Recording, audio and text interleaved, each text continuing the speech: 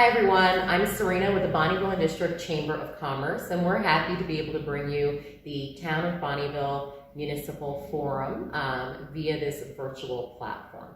First things first, I would like to acknowledge that the Bonnyville District Chamber of Commerce acknowledges that we are located on Treaty 6 territory and respects the histories, languages, and cultures of First Nations, Métis, Inuit, and all First Peoples of Canada, whose presence continues to enrich our vibrant community. So first things first, a little bit about what we have done here and why we did it this way. So we all know that right now the climate out there is hostile, volatile, to say the least. So when we discussed how to provide this public service this time around, it really was clear that we had to do a virtual platform, and by doing it this way, pre-recorded videos, we were able to keep people safe, not isolate certain categories of people, and really kind of make it as equal as we could across the board.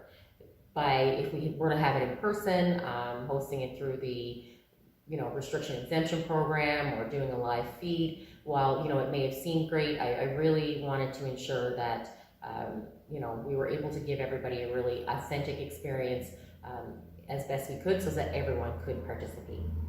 That being said, I do understand that a lot is lost from an in-person from an in-person forum versus the video format that we've taken here. That being said, though, there are 13 amazing candidates, and with the great candidates that we have, to do an in-person forum, I believe there would have been a lot lost, because each candidate wouldn't have had the appropriate amount of time to speak because of time constraints. Also, when you ask questions during a forum or an in-person forum, the candidates hear what the other people have to say. This time, that wasn't the case. So every answer is very authentic and original to the candidate. So we did do them pre-recorded, which means that because that format, things are a little bit different. There were some, I don't want to say retakes, because we did follow a very specific forum format. 5 minutes for introduction, 3 minutes to answer 5 questions, 2 questions were prepared, 3 questions were kind of a surprise to the candidates, and then 2 minutes for closing. And we really followed that to the letter to make sure that each video was as equal as we could possibly make it, and to kind of ensure that other variables weren't in place. So I do see that there was a lot of value to the original answers that were able to be given from each candidate. And the format, of course, is something that we try to keep close to a forum as possible to allow fairness and equity for each question. You'll notice that there are some candidates missing. Every candidate was given the opportunity to participate. If they did not, it's because they chose not to. So I apologize if you see that somebody's missing that you wanted to hear from. That would be something for that specific candidate. Again, the Bonnyville Chamber of Commerce is really happy to provide this public service. It's something that we do because we can, and we are able to do it. So, we want the community we want to acknowledge that to the community. It's something that we put a lot of effort in with these videos, and it certainly took a lot more time than an in-person forum would have taken, but we hope you enjoy it. We hope you hear from all the amazing candidates, and then of course we hope you get out and vote on October 18th. I would like to start off by acknowledging that I live, work, and play and found my purpose on Treaty 6 territory, traditional meeting grounds, gathering places, and traveling routes to all the many First Nations and Métis and Inuit people whose footsteps have marked these lands for centuries, and I honor their gifts. Thank you to the Bonnyville District Chamber of Commerce for making this opportunity available to candidates. And thank you to my husband, and my family, and my friends for all their support and encouragement. A bit about myself. I hail from Newfoundland. Originally, I moved to Bonnyville as a child. Been here for about 25 years. Since planted strong roots in our community. I've, attended local schools, played local sports. I, babysat in my adolescence for many families in the community, and I worked at a small business during my high school years. So eventually, as I moved into adulthood, I began working for a locally established law firm who took a chance on me as their young receptionist, and I've went on to gain valuable skills in that career. I've spent a collective 12 years in the local legal field. During that time, I married my husband Curtis. Together we have 2 kids, Parker, who's 10, and our daughter Amelia, who is 2. I hung up my hat as a legal assistant in 2019. Shortly thereafter, I went on and was contracted by the Dragonfly Counseling and Support Center, and I took on a role there as a community outreach educator. And in that role, I delivered programs and presentations to children in our community, providing them with knowledge and tools to help them recognize abuse and ensure their personal safety.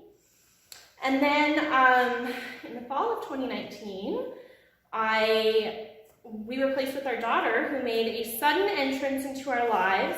She was placed with our family by way of adoption, and yeah, that was a journey that was very near and dear to my heart. And since then, I've done the most hard yet rewarding job of all. That's parenting during the pandemic.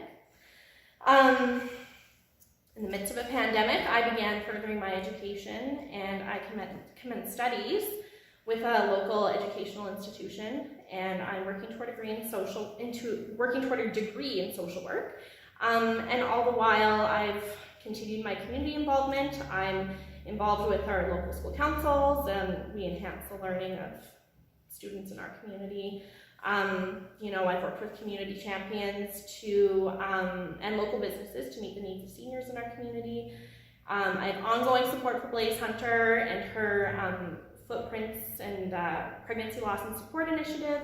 I was also requested to be involved with Dr. Jody Carrington's event in this past spring with her Together Braver event, and that really highlighted the value of connection and community, togetherness, and I have continued support, of course, for Adoption Options, providing community outreach as a volunteer, and advocating for positive adoption awareness.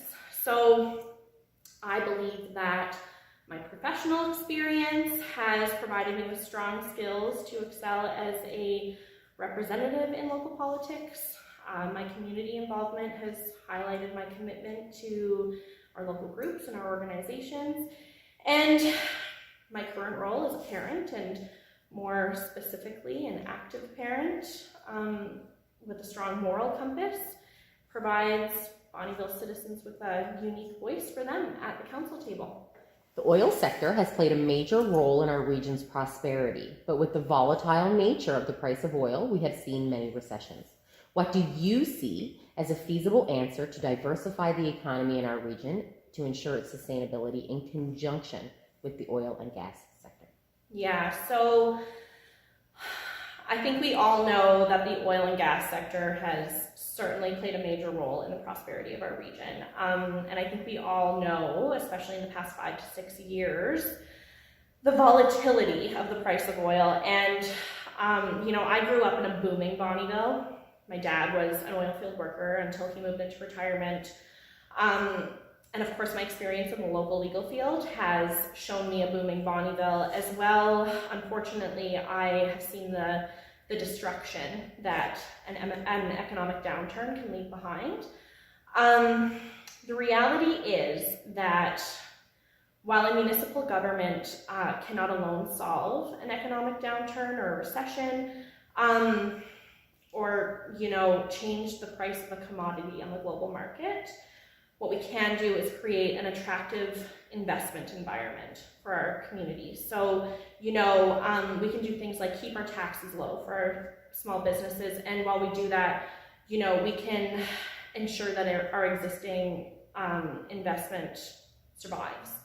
I've heard whispers of projects that could possibly be moving into our area with our big oil and gas companies, and I think conversations need to be had with them about investing in our community, making it a community of choice,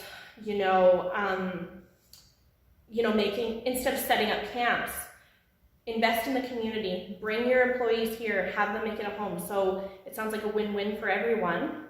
Why not help us attract and retain families. Our chamber network has been regularly monitoring and measuring barriers to business in our community. What do you see as an opportunity to work with business to establish a framework of measurement to improve services and make our community more attractive to investment? Right, so I think key here is remembering that our local businesses are our local economy. We absolutely need to work together to, make our community more attractive to investment. We need to listen, we need to learn from both our residents, our businesses, and stay connected with our local chamber to, make meaningful connections, network, and, realize that we're all here for a common goal. So we need to have some conversations. I think that the common goal here is to make Bonnyville the best Bonnyville it can be, and conversations need to be had with our businesses and our chamber alike. So, if elected, what are the top 3 priorities you wish to accomplish during your term, and what do you believe success looks like as a councillor? Okay, I've committed to campaigning and being elected without an agenda. I don't think that anybody can go into this not knowing what they're getting into or who they're going to be working with an agenda. Instead, I've embraced 3 key values that will, help me move forward, those being advocacy, diversity, locality, and I'm going to keep those values in mind as I carry out 3 key commitments during my term. My commitments are community collaboration, so that'll be collaborating with other communities in the region, community groups and organizations. Second, sustainable development. So I'll always be in favor of a project that makes Bonnyville a better place for everyone, provided that we have a solid plan for sustainability. And my third, enhanced programming. So I believe in working with our local groups and our organizations to enhance the existing programming that we have for families and seniors alike, and to work in conjunction with, other groups in our community to draw people into the area and promote Bonnyville's sense of pride. What will you do to engage and foster relationships with the Indigenous community to ensure we acknowledge and prevent systemic racism in our region? Great. Awesome question. I think at the beginning of my interview, I made it clear my stance on systemic racism. I think that acknowledgement is very important, and I have committed to those acknowledgements going forward. I made it in my announcement. You get my postcard in the mail. I've got that acknowledgement on there. And, I think systemic racism certainly does exist in our community. It's not unique to Bonnyville. It's not intentional, I don't think that we, I don't think we live in a hateful society. I think that we need to acknowledge the past. We need to learn from it. We need to move forward. We just observed our first National Day of Truth and Reconciliation, and while that's great, there's 364 other days out of the year where we can, read works by Indigenous authors. We can support our local Indigenous-owned businesses and welcome and experience the cultural events that we can have in the community. And we need to have meaningful education. I just completed the free University of Alberta course, Indigenous Canada. I welcome everybody to do it. I might challenge my fellow members of council to also, complete that course. It's got meaningful information. And I think that it's just important for us to listen and learn to Indigenous communities and community members and show allyship, opening our hearts and say, I'm listening, I'm learning, and I want to be better. And of course, my involvement with the local schools, I also lobbied the provincial government continuously to ensure that we have meaningful, adequate education in our provincial curriculum, and I will continue to advocate for that. What ideas do you have to ensure Bonnyville is a place of attraction for tourism and new business? Right. I think that Bonnyville has a lot of really great attractions that aren't necessarily marketed the best way possible.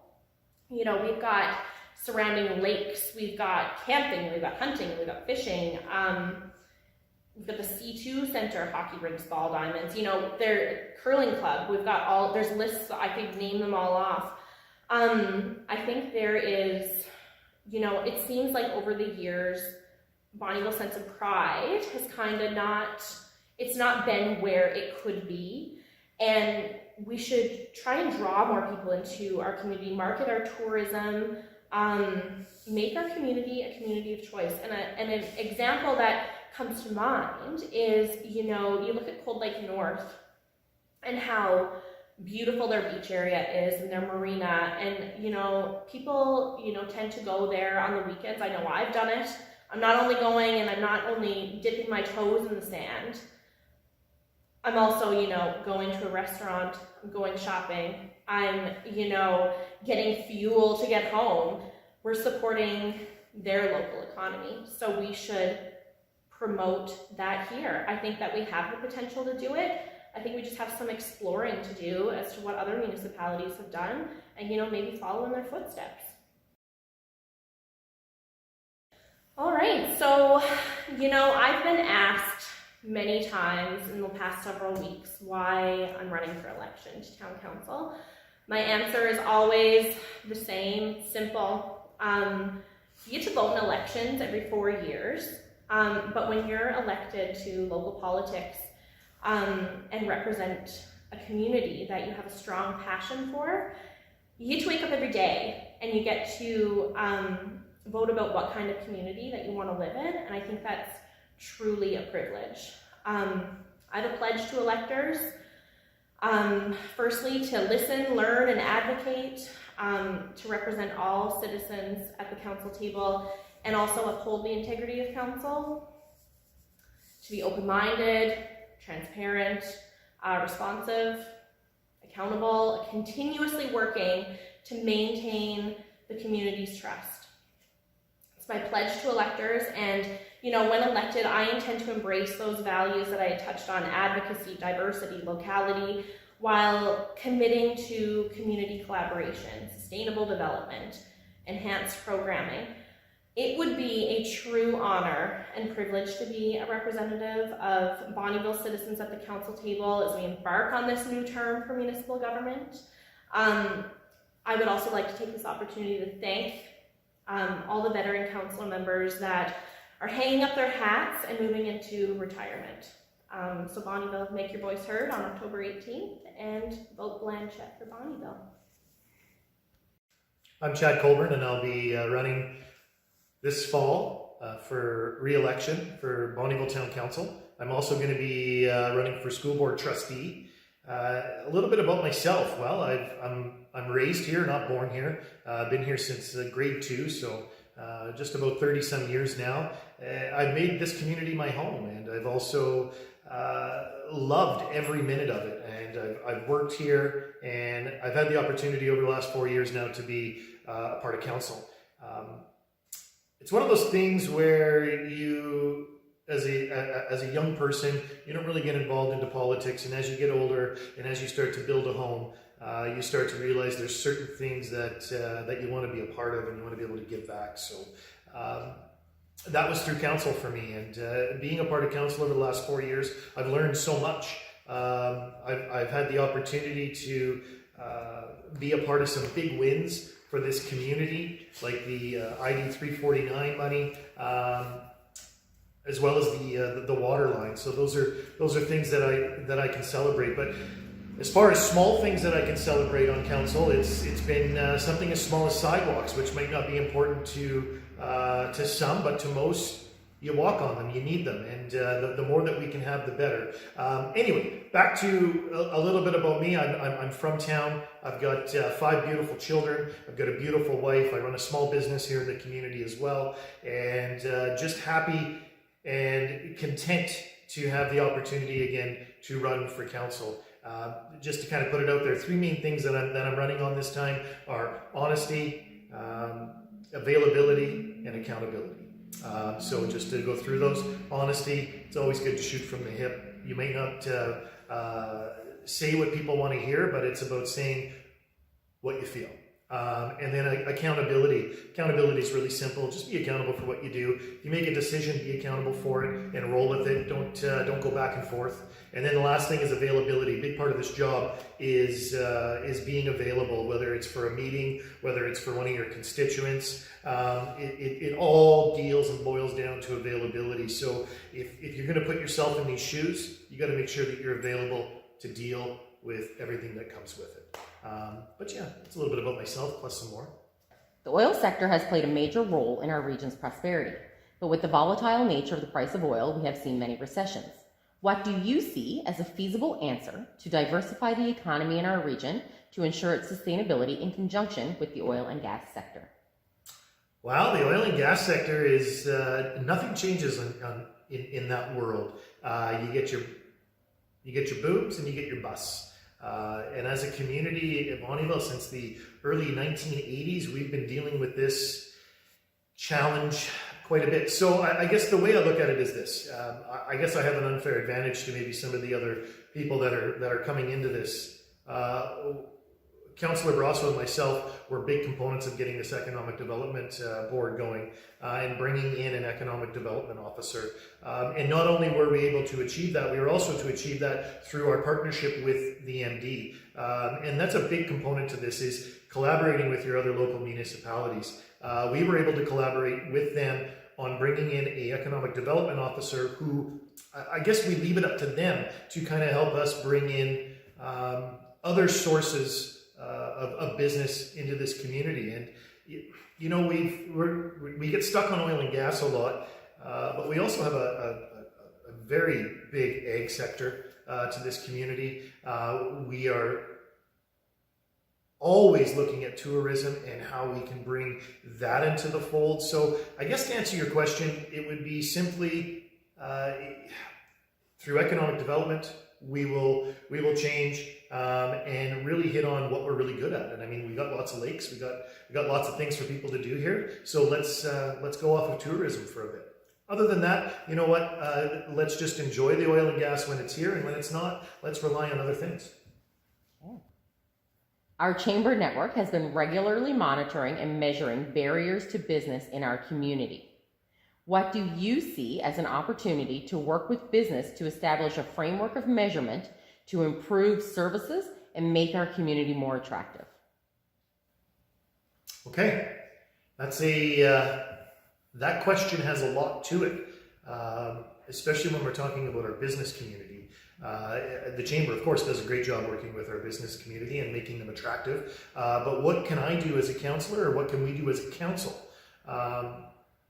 to make that more attractive? Well, I mean, we've already got a program going right now with Community Futures to help local businesses upgrade their facades or do some upgrades within their business to make things more attractive that way. But first and foremost, I think it's communication. I think we need to communicate with the local business community and find out where they're struggling, how they're struggling, and how we can help. And you might think, well, how does a council help? Do we just throw money at it? No, there's many different ways that council can help. We can go higher. We can go to the provincial level, or to the federal level, and we can be that voice for them to get things heard even further. No different than your chambers are. And I think the chamber does a great job at that. It would just be more or less us communicating better with either the businesses, and I'll even throw in the fact that communicating with the chamber, because each individual business, the majority of them are coming back to the chamber already. So I think the chamber would have a great idea of what's going on there. But at the same time, council we can do a lot more listening. If elected, what are the top 3 priorities you wish to accomplish during your term? And what do you believe success looks like as a councillor? For all councillors, for anybody that's getting into politics, 3 priorities for me. Well, priority number 1 is always, I've already answered this sort of. Being available to your constituents, to the people that voted for you. That's who you're working for. So number one priority for me is working for the people that voted for me. Number two priority is to find to be a workable council. Nothing can get accomplished on a council level unless you're all able to get along. And it takes both sides to get along. You have to work with them, but you also have to work on yourself, because you're 7 people sitting at a table. And I know I could go on and say, well, taxes, all these usual things that I'm working towards, but those things all come out of working well with your council. The third thing would be to support administration. When I got into council, I just thought the people behind the scenes are the people that are behind the scenes. That's what they do. They do all the work. So it's important to recognize that our administration goes over and above to help us make our decisions, and the more that you can provide to them, the more information they can give back to council, which will help us in turn make a good decision for them. What do I believe success looks as a councillor? Well, I mean, getting reelected. I think success as a councillor, it just comes from within. If you're going ahead and using those 3 rules of thumb that I brought forward earlier, which are accountability, honesty, and availability, I think you're gonna find success. I mean, it's easy to say you're successful if somebody tells you you are, but I don't feel that that's where success comes from. So, yeah, I'll leave it at that. Thanks. Okay. What will you do to engage and foster relationships with the Indigenous community to ensure we acknowledge and prevent systemic racism in our region? So first of all, it's important that we recognize that we're always on Treaty 6 lands, and it's fortunate but unfortunate that question has to be asked. That we have to look at it as, what are we going to do to stop racism? And that should just be something that should just be a given. But as a council, as a leadership group for this community, there's a few things, but one thing stands out to mind, and it's going to be a common theme throughout a lot of my answers, which is communication. And it's always leaving the line open to discuss and talk with your neighbors. They understand their culture better than we do. We need to understand that. And the only way that we can do that is by talking and recognizing and seeing everything that transpires around us. And I'm trying to think of a great example, but of course I'm on the spot right now and I'm not going to be able to do that. So, for instance, I know today we're wearing our orange shirts to remember, and I think that's a small step towards a big goal. I think as a council moving into this, it's just about keeping your relationships open with all your surrounding communities and involving those communities in every decision that we make. What ideas do you have to ensure Bonnyville is a place of attraction for tourism and new business? One more time. What ideas do you have to ensure Bonnyville is a place of attraction for tourism and new business? Well, we're attractive because of our lakes. We've got lots of them around the area. Bonnyville is also attractive because of its industry. We've got a lot of industrial space available right now, which makes it very attractive to industry. We've always been that hub for the industry sector, and I think we need to keep highlighting that. But with that said, let's not just get stuck with industry. Let's look outside the box. Let's look into tourism. Let's look into different things that will make Bonnyville more attractive. I've spoken before about it, finding our identity, marketing that identity, and doing that. And we're already doing that throughout our economic development board, so that'll come. The second part of the question, what ideas would I have for small business or to attract business? Well, I mean, just like any area, we have we have everything that everybody else has. But what we do have is we have 4 or 5 major oil players in the area that can make industry very attractive, Imperial Oil being one of them. And Imperial Oil's been here for, 30, 40 some years now. And they're very consistent with what they do. So if you can, it goes back to this oil and gas question. When the boom is good, it's good. When it's bad, it's bad. Yeah, that's the way I'd answer that. We'll leave it at that. Okay.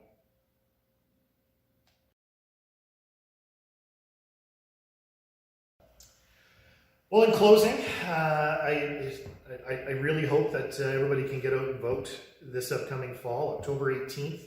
Of course, I would like you to vote Chad Colbourne for re-election. Also like to, I'm seeking election on school board trustee or as a school board trustee. I'm sitting here thinking about what kind of great political closing I can give you, and I'm not going to do that. I'm going to give you the absolute honest thoughts that come to my head, and that is when you're voting for me, you're voting for someone who's going to stand up and fight for this community. I'm going to keep people accountable on council. I think I've proven that over the last 4 years. I'm not always going to be right. But I'll be accountable to myself to promptly admit that I was wrong. I've struggled through different things throughout my life, and it's taught me a lot of lessons. And I'm able to bring those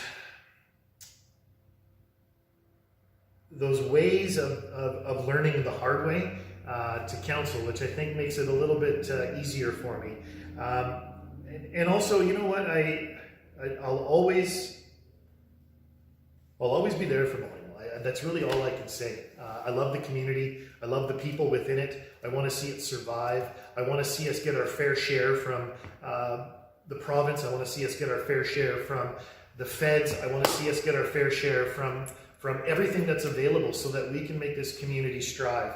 And it's unfortunate sometimes that it comes down to dollars and cents, but it truly does when we need to get things done. And I will not let this pool go. I will be fighting for a pool, and I will always fight for a pool. So yeah, vote Chad Colbourne, our town, our future. Hi, I'm James Dale, and I'm running for town councillor. I was born and raised in Bonnyville, been here my whole life, never left. My parents ran a business here in Bonnyville for just over 40 years, which is JJ Auto Wrecking, so we've come to know a lot of our citizens here in town. Me coming into this race, my biggest thing was I love Bonnyville. I've been here my whole life. I've been to many other towns to visit and go because I have kids that were in sports. They've all grown up now. But I traveled a lot and went to other cities. When you come to Bonnyville, we got lakes, we got a golf course, we got walking trails, we got ATV trails. There's so many things to enjoy from this town when it's only 5 minutes out of town. And I'm not sure you can find that too many other places. I know our main street needs some rejuvenation. That's really what I want to look at. I want to look at something for our kids to do in this town. I think we're lacking some activities for them. And most of all, look after our citizens and figure out what they need here, what they want here, and try to push forward with them. I think being from this town, and I was also a manager in business for quite a few years, so I understand what it takes for a business to strive through the highs and the lows of this town and the way it runs at times. So I think I bring that to the table and bring a lot of financial statement understanding, things like that I learned over the years in my businesses that would probably bring some new eyes and fresh eyes to the council, as much as we're losing a lot of years in council on our team. I think some of the new people, and hopefully there'll be some re-elected people, we can work together and make this town what we want it to be. The oil sector has played a major role in our region's prosperity. But with the volatile nature of the price of oil, we have seen many recessions. What do you see as a feasible answer to diversify the economy in our region to ensure its sustainability in conjunction with the oil and gas sector? I think there's a few ways you can look at this answer. And the first one is I think oil will never go away, and that's just my belief. It's more than just cars and gas and everything else. And we've lived through the rise and the blows of this oil boom and recession so many times. It's very difficult. I've seen it in the 80s as much as I was a young person, and it was really bad, and I've seen it here where I've run a business and survived through it. Now the other side of it is I think there's other options for oil. I believe there's solar. I believe the way the summer has gone, I believe we could probably have wind here because every other day seems to be windy. Plus there's a new one in agriculture, and we're very big around this area with agriculture. That might be a feasible option. So I think there's a few options that we can try to see if we can get somebody to invest or somebody local that's even. I've seen everything from farmers making plastic posts of their own. There's so many new inventions. You can't keep up with the technology, and somewhere along the line, I think the technology is going to catch up to us. Our chamber network has been regularly monitoring and measuring barriers to business in our community. What do you see as an opportunity to work with business to establish a framework of measurement to improve services and make our community more attractive? I think some of the things we're missing in our town is that it's not on anybody. Is some of the things we do with tourism and how we can have our local town, whether it's a restaurant, whether it's a hardware store, work with these things that are happening around our town that I don't see right now. The other side of it is for investors is what is our barriers? Do we have to relook at our barriers? Do we have to relook at what is in our business to be able to come to town? Is there some red tape that we have to look at and maybe change or maybe look at it different? And that's something I don't know what the policy is or what the procedure is. I learned in town council, obviously, but I believe that if we looked at that, maybe there's a better chance for some investors to come in. And why are we holding back on some of them? I know in the past we've lost on some really big investors, which is very sad to hear, but let's look forward, let's look to the future, let's figure out what is holding the investors back from coming to this town and see what we can do to make a difference to them and to our town. If elected, what are the top 3 priorities you wish to accomplish during your term? And what do you believe success looks like as a councillor? So the 3 things for me, one is I have a hard time. I have 6 grandkids and I don't see anything in this town really much for them to do. Yes, there is certain things, but I think we need to improve on that. We've talked about a swimming pool for so long. I think we need to figure out what's holding us back there. If we can go forward with that, if we can make that so that the kids can enjoy that. But what else can we bring to this town? Where's the investor, whether it's something local or outside, to bring for our kids to enjoy in this town? So that's 1 for me. 2 is to continue with the construction and everything else we've had in this town. This summer has been unreal. We've had some great construction done, utility lines, new pavement, new sidewalks. We got to keep improving on that because we still have some that need to be done. And the 3rd one for me is just honestly, we can say honesty, we can say integrity, we can say all these words that I know, but for me it's working hard. I just believe if you work hard as a councillor and you show up and you get involved in every conversation and do as much as you can, that these changes are going to come around. Whatever they may be. I don't know what we have for huge changes following us right now. We've had a lot of great things over the last few years, from the water to the, like I said, sidewalks, everything else. I just think we can grow, and we can grow as a town and keep moving forward. What will you do to engage and foster relationships with the Indigenous community to ensure we acknowledge and prevent systemic racism in our region? On this question, here's the first thing. I manage a billiards league in town, and I have usually 8 to 12 teams. Quite a few of them come from out of town, off of different directions, and some of them are Indigenous. So for me, I have a great relationship with them. I have a great relationship with the manager of Primco, a great relationship with the manager of Seven Lakes.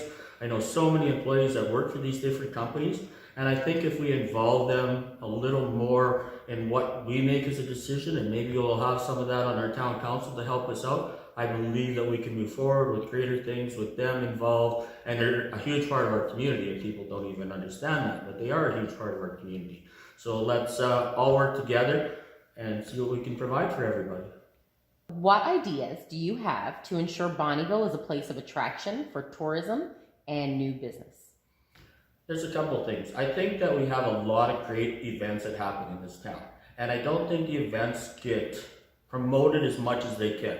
So we have the Extreme, which is the mud races. We have a rodeo and chuck wagon, which seems to be our biggest thing in this town at some times. But we also have a fishing derby. And I think with all our paved trails, I would love to see this town have a triathlon. Now, I don't know if it was ever thought of, but we have a lake. We have miles and miles of paved track for whether it's a bicycle or whether it's running, and bring more people to this town. I also want to see when these events happen that our town gets involved. So when we have a fishing derby, we should have restaurants, we should have hardware stores, investors, we should have all them promoting the heck out of, hey, come in town and we'll have a fish fry or do something big on that weekend.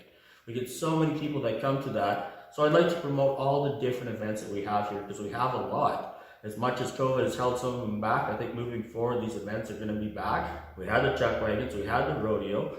I think we just need to do better promotions of it and grow on that and maybe create some more that'll bring people to this town.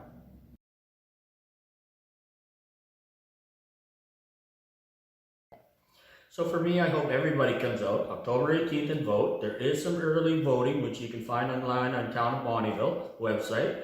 I believe that for me, I want to be a part of this town like I always have been, and I want to get involved in some different groups, some different activities, some different boards, and I want to help this town grow. I want to see the future bright, and I want to see our town be the attraction that people want to come to. So first of all, I'd like to thank the Chamber for putting this event on, giving the candidates the opportunity to get themselves out there. I think it's great, especially when you see how many candidates there are running for council in the town of Bonnyville this year. So thank you to that. And then I'd like to thank the past council members who decided not to run and for their years of support for the town and their service. I think it speaks volumes, and they're a big reason for where the town is today. So that's great. A little bit about myself. I've lived in the Lakeland area for 34 years. Kind of born and raised in the area, being born in Bonnyville and then raised out in the Franchier area. So, a little bit of a farming background and a lot of sports throughout my childhood and growing up. And that's what kind of led me to get involved with the town of Bonnyville and build relationships there. I started playing hockey in Bonnyville at a pretty young age and met a lot of great people that I'm still friends with today.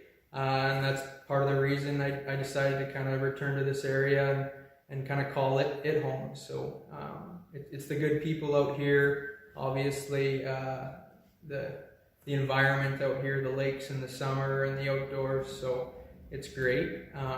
I did spend a few years in Edmonton while I went to do my undergrad degree, where I met my future wife, and she's from Redwater actually, and ended up following me out here. So we've been living in the town of Bonnyville for 7 years now. We've been married for 3. We kind of live in the newer end of town, Bow Vista area there, which I'll tie into later with some of the reasoning behind why I've decided to run. But we're definitely happy here, and we're interested, making this, our home for years to come. So yeah, that's a little bit about my background. Now, what got me into politics? I've always been interested in it, and if you talk to any of my friends or family, they'll tell you I'm passionate about it.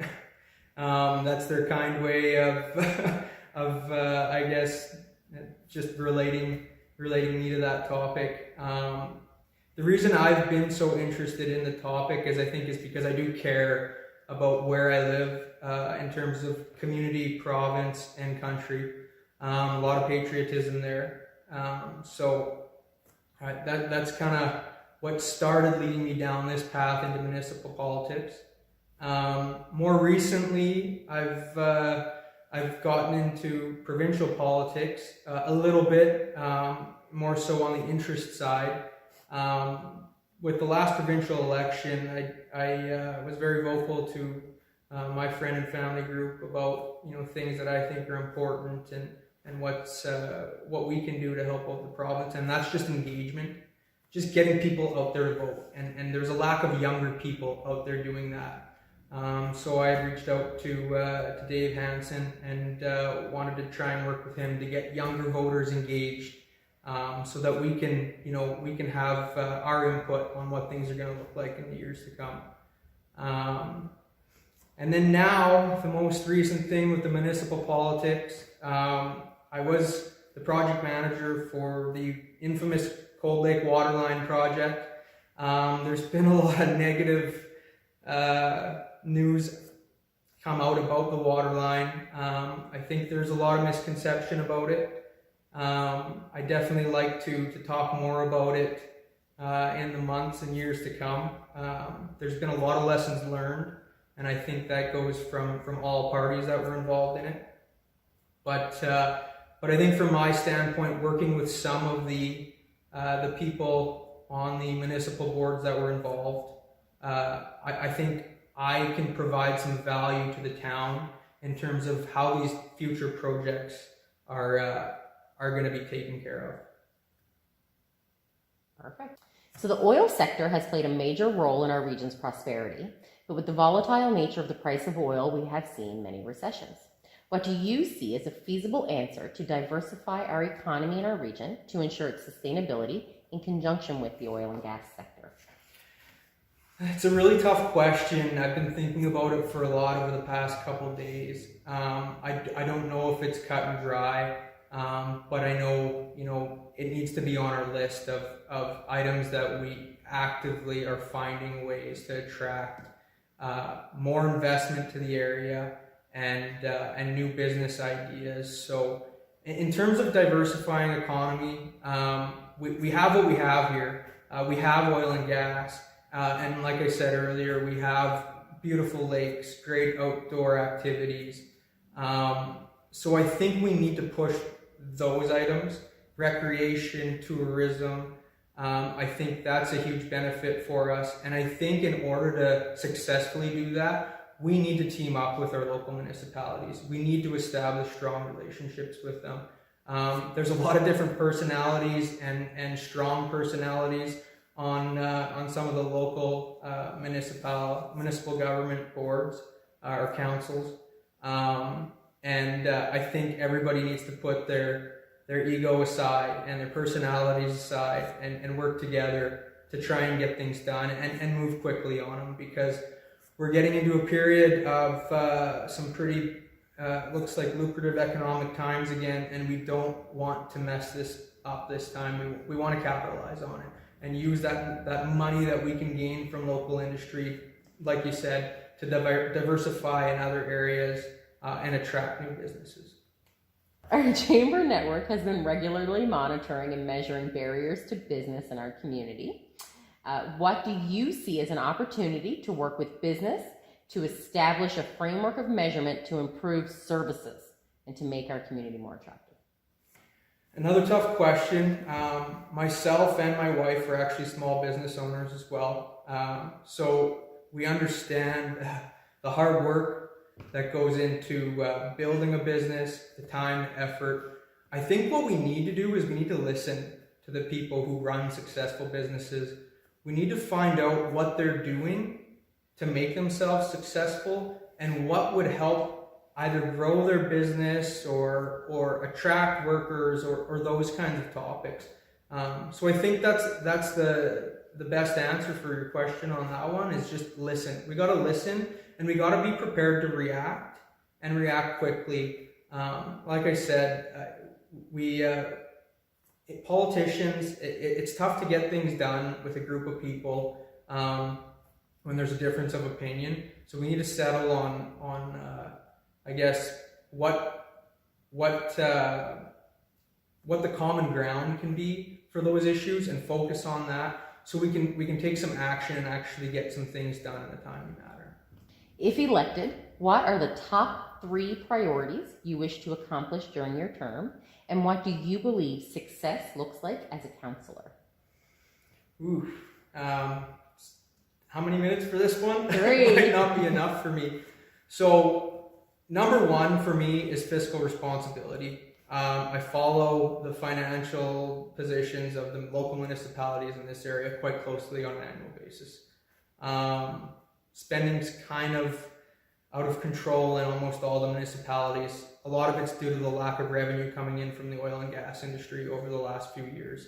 But we expect our citizens and people to live within their means, and I think they expect government bodies to live within their means as well.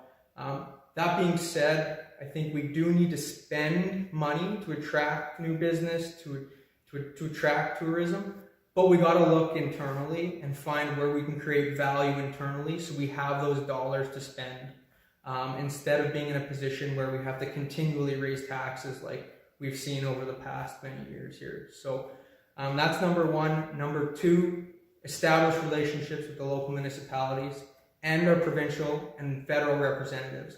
Those are going to be key for us to get things done quickly. Number 3 is recreation.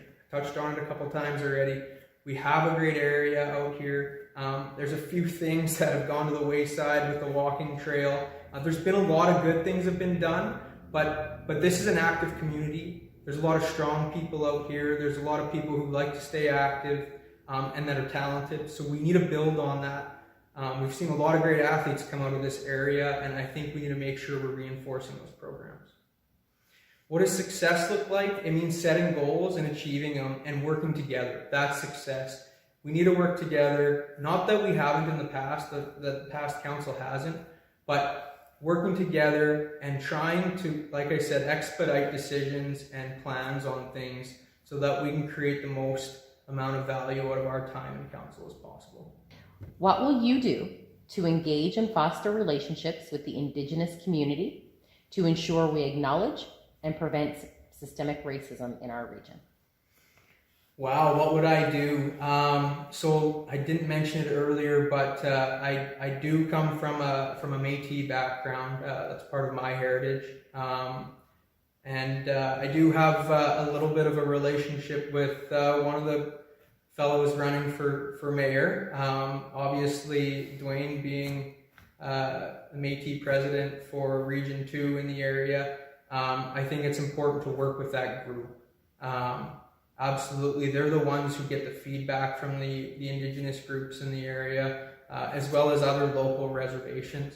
I think I'll always be willing to stand up and encourage people to come forward with ideas and support them. I'm not on the ground right now being involved in that, but I definitely would support any ideas that people have to bring forward with that. We need to involve all the groups in the area.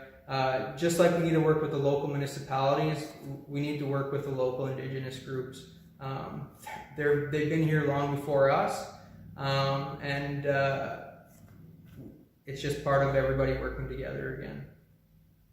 What ideas do you have to ensure Bonnyville is a place of attraction for tourism and your business? Well, I haven't really thought about what ways to ensure Bonnyville is a place of attraction.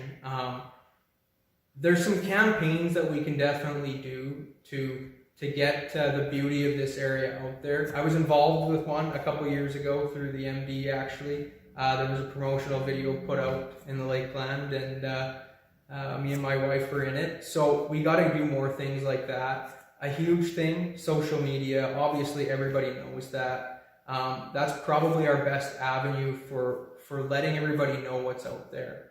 I think that's all we need to do. This place is beautiful enough to live in and work in, and we just have to make sure the message is out there. Show people that there's strong communities with young people and young families, and we have great support programs and great programs for people to raise their families and their kids out here. So. Perfect.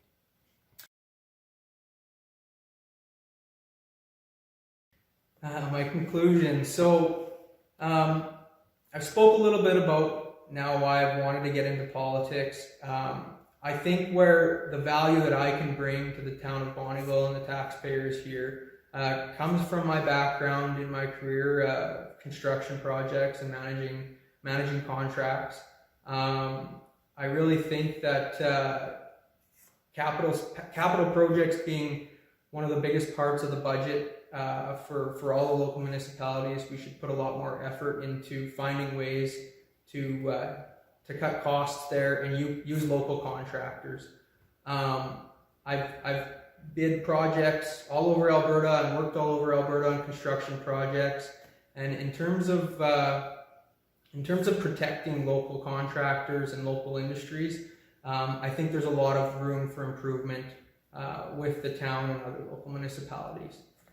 So I hope that if I do get in and I do get the support I need, that I can create value there, and that I'm going to make sure, and I'll commit to taxpayers and represent them from a perspective that I'll be accountable myself. I want to be accountable to the rest of council to make sure we're doing what we say we're going to do. I want to make sure there's tons of transparency. We have social media. We need to get out there what we're talking about and the issues we're dealing with. And then again, I've touched on it a couple of times. It's just creating that value within. We need to spend to attract new people and businesses, but we need to find that money from the budget we already have and be responsible with spending. Perfect. Hi, my name is Zak, and I'm running for Town Council. It is a pleasure to be part of this election. I'm excited for and pleased for all the support I've got throughout this campaign, and I'm really excited. If I got in, there's a lot of great things I want to do to the community and help younger families, seniors, and make Bonnyville a greater place. Bonjour, mon nom est Zak et je suis le seul candidat francophone. On a besoin d'un candidat francophone pour protéger la communauté francophone. Et alors en octobre 18, avec votre support et votre partenariat, je demande votre vote. The oil sector has played a major role in our region's prosperity, but with the volatile nature of the price of oil, we have seen many recessions. What do you see as a feasible answer to diversify the economy in our region to ensure its sustainability in conjunction with the oil and gas sector? Yeah, I believe Bonnyville should move away from relying on the oil sector because it's proven to not be reliable throughout the years. I think we should focus more on tourism, bringing people more into town. We have great nature around here, and we can attract a lot of people to come from the big cities that are looking for a little getaway for the weekend or for holidays, even buying properties, recreational properties around here. And we have a lot of great recreational properties around this area. Also, we need to create more businesses in town. Like, we're lacking a lot of important businesses. Like, they're so essential to bringing families to Bonnyville. Like, we're lacking, a nicer pool. We're lacking big bucks stores. Like, there's a lot of stuff you can't buy in Bonnyville for sure. So attracting all those big bucks stores will create more jobs and will attract more families to come to Bonnyville. Our chamber network has been monitoring and measuring barriers to business in our community. What do you see as an opportunity to work with business to establish a framework of measurement to improve services and make our community more attractive? Yeah, so I know a lot of business owners here, and the struggle they have right now to grow their businesses is to find workforce. So it's hard to find workforce in Bonnyville due to the lack of younger families coming into town. We need to attract more families to come to town to help those businesses build better service and grow and provide better service to the community. And to do that, they need staff to run their businesses. And also, I believe the town should help small businesses, and the community should help small businesses. We need to start shopping local, we can give feedback to businesses, like, why don't you do this? Why don't you do that? Why don't you improve on this? And business owners are wanting to hear that from consumers and from the community of Bonnyville. If elected, what are the top 3 priorities you wish to accomplish during your term? And what do you believe success looks like as a councillor? The 3 priorities to me is making Bonnyville a town where families can move, grow together, and therefore we need to create more activities for families. Like, as a family man, we struggle to find activities to do as a family. We don't have a movie theater, we don't have a pool, we don't have like the basic necessities of family life, and therefore we're obligated to go to other communities and take our business away from our small businesses, and that hurts our small businesses in town. Second thing is taking care of our Bonnyville's most vulnerable people. That means people with disabilities, our seniors. So our seniors worked hard, and they deserve to have affordable and sustainable accommodation. So our senior living situation is not what they're hoping for. Third point is I want to make myself reachable. I want to make myself available to the community. If you have questions, if you want to come and talk to me, I'm available. If you have an issue, I will go to your door and we'll look at the issue together and try to find ways together to solve it. As a successful candidate, I want to be, or a councillor, I want to be with the people. I want to hear what people want to say, and I want to act on their issues in a timely manner. I don't want them to just talk and then I'll say yeah, and then not do anything about it. I want to act on it and act on it fast and give them a feedback right away. What will you do to engage and foster relationships with the Indigenous community to ensure we acknowledge and prevent systemic racism in our region? First of all, we have to talk to our business owners to try to integrate Indigenous people to work for them. Like throughout all our town, we hardly see any Indigenous people working in our small businesses and being part of the community.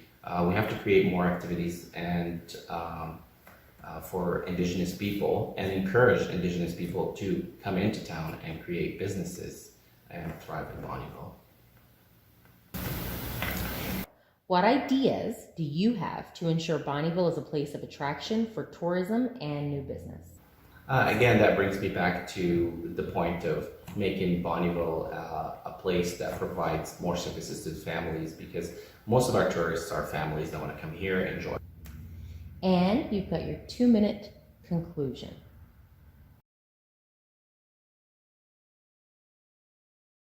So on October 18, please vote for me and let's make Bonnyville a great place again. To my fellow residents and taxpayers of the town of Bonnyville, thank you for taking interest in the upcoming town election. For those of you that are not familiar with me, my name is David Sharun. I've spent my entire life residing in the area, all starting with the settlement of my great-grandparents. Today, I am proud to have the opportunity to represent you, the residents of Bonnyville, in our incredible community that my wife Bernadette of 30 years, our 4 children, along with their partners, as well as our first grandson, get to call home. I have a vested interest in this community, and that is why I'm here today. I would like to share some of my many achievements over the years that I have contributed to the town. I proudly served as a town councillor from 1991 to 2001. Concluding my term, I did not seek re-election due to becoming more actively in volunteering to manage or assist in any way that I could with my children's sport or school activities. During my 10 years on council, I was a founding member of the Bonnyville Regional Fire Authority. One take home from this was that we made a point of having our monthly meetings at every community fire hall. This gave our board the opportunity to hear the concerns and questions of our firefighters firsthand, creating a strong sense of cohesiveness and an effective working relationship. I was also a member of the ambulance board, where we became the envy of many other boards in our province due to our sustainability.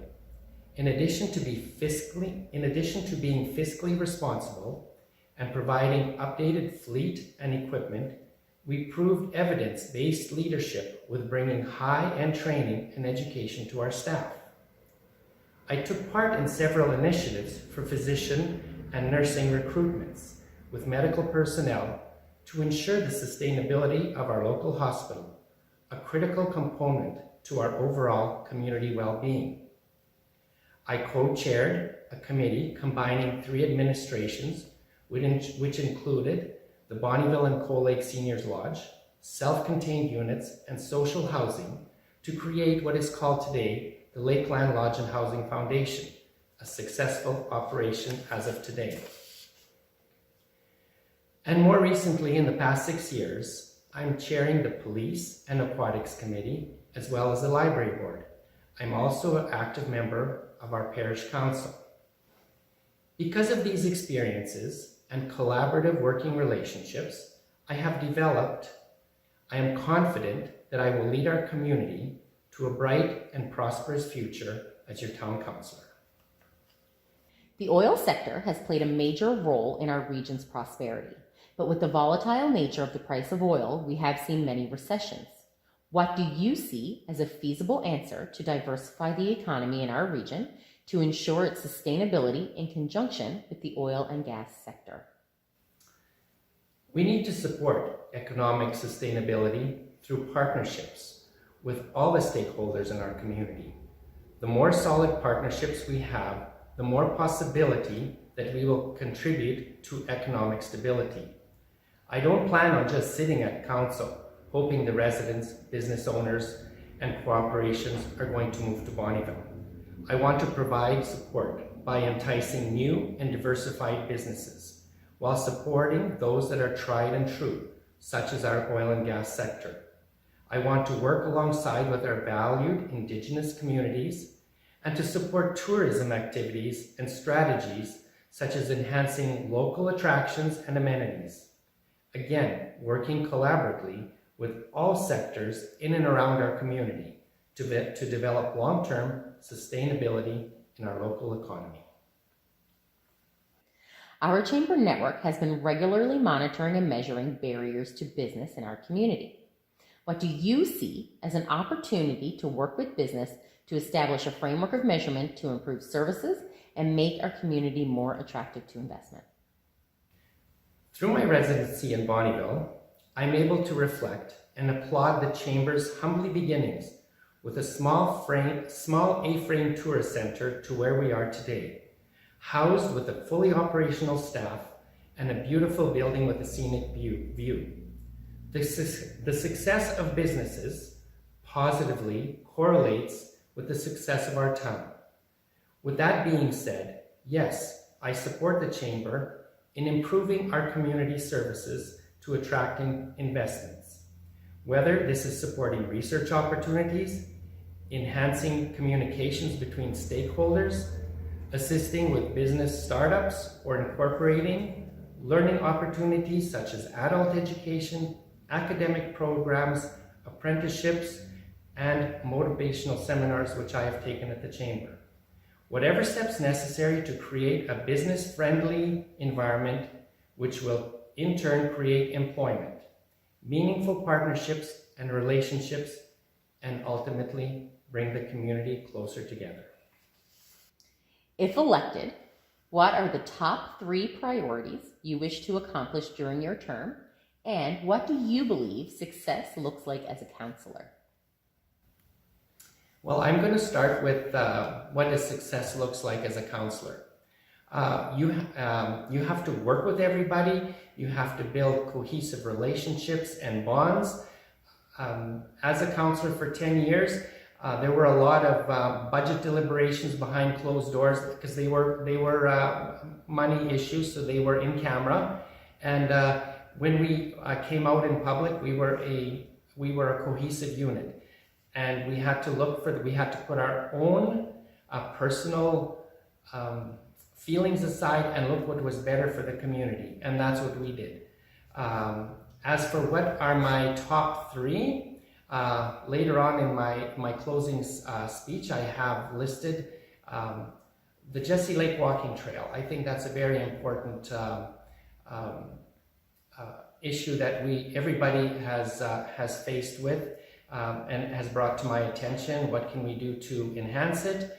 The other one is the beautification of our community. I think the Public Works, again, it'll be in my speech later on, is doing a fantastic job in keeping our town looking beautiful. As stated earlier, I sat on the Aquatics Committee. Due to the funds not being available at this time, we've had to put that project on hold. We have several different models of how we would like to see it, but again, the money is on hold at this point in time. And the third one is it's been discussed at our library board for many years about adding on to our library. Do we move? What are we going to do? We are having a session with stakeholders in the middle of this month to evaluate the plan of service for the library. In it will also be discussed what does the membership want to see for our own library moving forward. What will you do to engage and foster relationships with the Indigenous community to ensure we acknowledge and prevent systemic racism in our region? As a councillor, if I'm elected, I would again be more involved in the Indigenous community in any of their functions and support them in any way that we can. As for businesses, how can we promote and work together? Well, I just want to use an example. As many years ago, there was a greenhouse at Kihiwan, and the company I worked for used to haul the tomatoes for them. And they would always, in appreciation, drop us a box of tomatoes. Well, man, you wouldn't know how good that tasted in the middle of winter. So again, when the greenhouse burnt down, that business never got started up again. So I would support working through the chamber, working through the town, support these businesses if they ever wanted to get off the ground again. So there's a vast opportunity of businesses and what we could do. But either one, whatever they decide to do, I would be more than willing to step in and assist in any way we can. And that's where the importance of the chamber comes in. Like I had said earlier about incorporating as a business, where to from here, a good ground, the stepping stone of building a business. What ideas do you have to ensure Bonnyville is a place of attraction for tourism and new business? Okay, many times we take everything what we have in this area for granted, big time. What I really realized when I was doing these doctor recruitment expositions with the local medical staff, and we had done a video, and this is going back a few years. We did a video on all the anemones that we have, and of course, that is what's going to draw the new doctors, nurses, medicals, maybe some specialized professions to this area. I didn't realize what we had when we took videos of the hospital, of our recreational facilities, of our lakes, of our museum, of our library, of everything that we have. Many of the young students that were in university and coming out of university would say, "Oh my gosh, we didn't believe you had those types of services in your community." Again, FCSS with childcare, the Boys and Girls Club was just starting in those days. So there's a lot of amenities in this community that we take for granted. We don't brag about them, and we should be bragging about them and throwing the word out there and saying, "Listen, this is what we have. This is a great community to live in," and attract businesses. And the more businesses and people that will follow because we have a lot of service to provide in our area. Perfect. Okay. To conclude, I would like to give thanks where it is warranted to the many volunteers in this community, from our sports to seniors groups, cultural activities, FCSS, recreation and wellness facilities, library, food bank, museum, and religious communities. And to the other groups, if I have missed, you are all important and of great value to our community.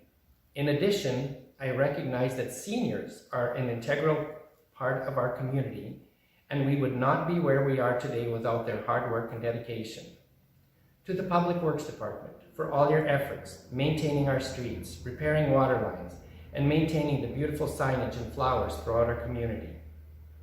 For the health and wellness of our community, I will continue to promote a safe environment and work closely with our RCMP and community police officer to identify actions and initiatives to enhance crime prevention.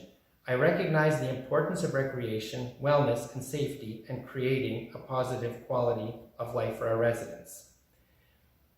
I acknowledge our close proximity to nature, lakes, and trails for their importance to Bonnyville's opportunities and identity. I would like to explore the possibilities of working together with our local municipality to repair our current Jesse Lake Trail and perhaps tie into the MD's Trail. Thank you for our outgoing mayor and council for an excellent job. We have seen many changes over the last 4 years, and I commend you on your effort. Thanks to the Chamber for providing this forum as an opportunity to communicate during these pressing times. All the best to the candidates running for mayor and council. I promise to work with each and every one of you for the betterment of our community. To all the residents and Bonnyville and businesses of Bonnyville, if elected, I will advocate on your behalf.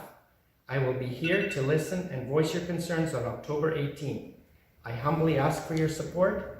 David Sharun, for Town Councillor, I will be your voice. Well, my name is Darcy Zelisko. I've put my name in for running for Town Council for the Town of Bonnyville in the upcoming municipal elections. My wife and I have lived in the community for the past 22 years. We've raised our 2 sons in this community and have come to call it home. I work for rural municipalities for the past 17 years in an administrative senior role.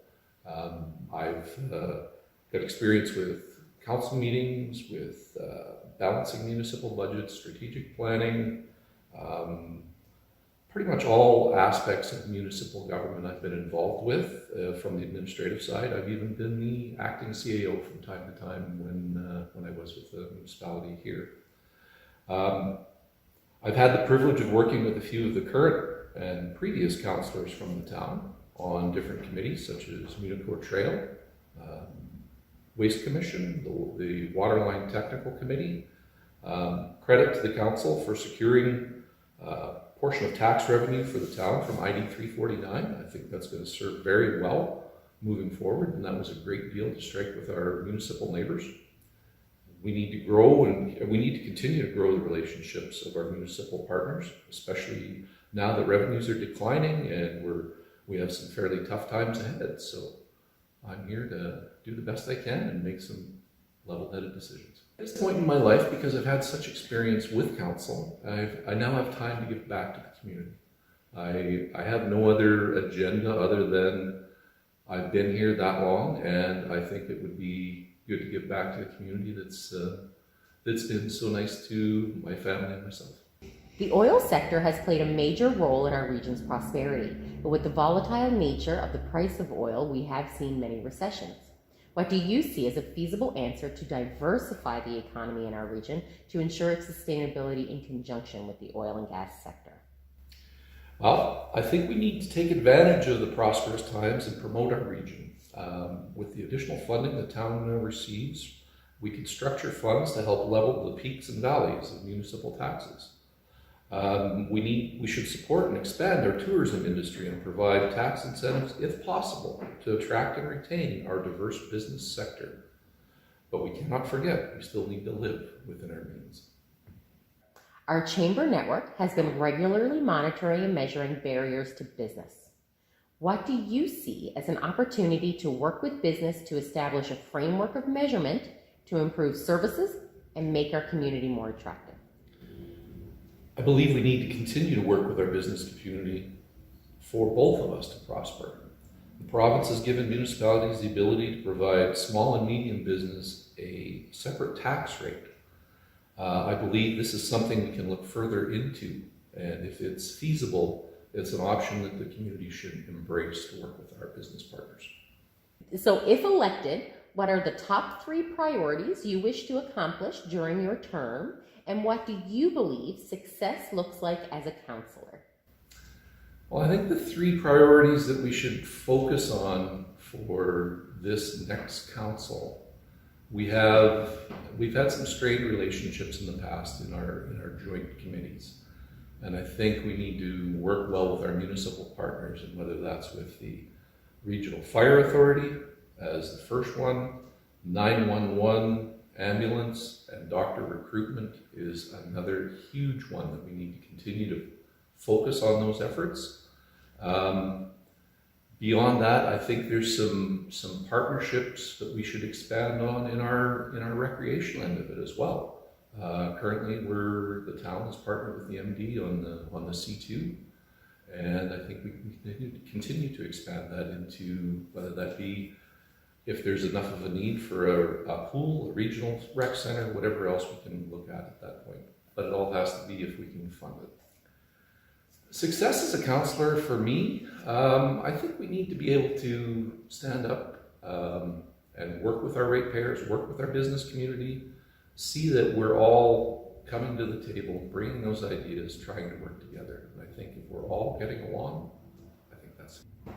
What will you do to engage and foster relationships with the Indigenous community to ensure we acknowledge and prevent systemic racism in our region? Well, I know right now we currently do a lot of First Nation consultations on multiple projects in the area, and I think we need to continue to expand that with our Indigenous neighbors. We've included as many aspects as we can in the past, and I think we need to recognize it even more so in the future. Perfect. What ideas do you have to ensure Bonnyville is a place of attraction for tourism and new business? Well, I think as far as Bonnyville and tourism goes, we're situated in such a great area with the amount of lake activity we have in our area. I know this past year we've seen a little bit of a downturn maybe in the Moose Lake area with some of the fishing regulations that have changed. I think we need to work more with the provincial agencies to verify or to continue to be able to have maybe the slot size opened up so that we can continue to enjoy that recreation activity. The Iron Horse Trail is another beautiful example of recreation in our area, and I think that needs to continue to expand and grow. There's a great group with the Unicor and the Iron Horse Trail running it now, and I think there's lots of opportunities for it to continue to be a prosperous region for us somehow.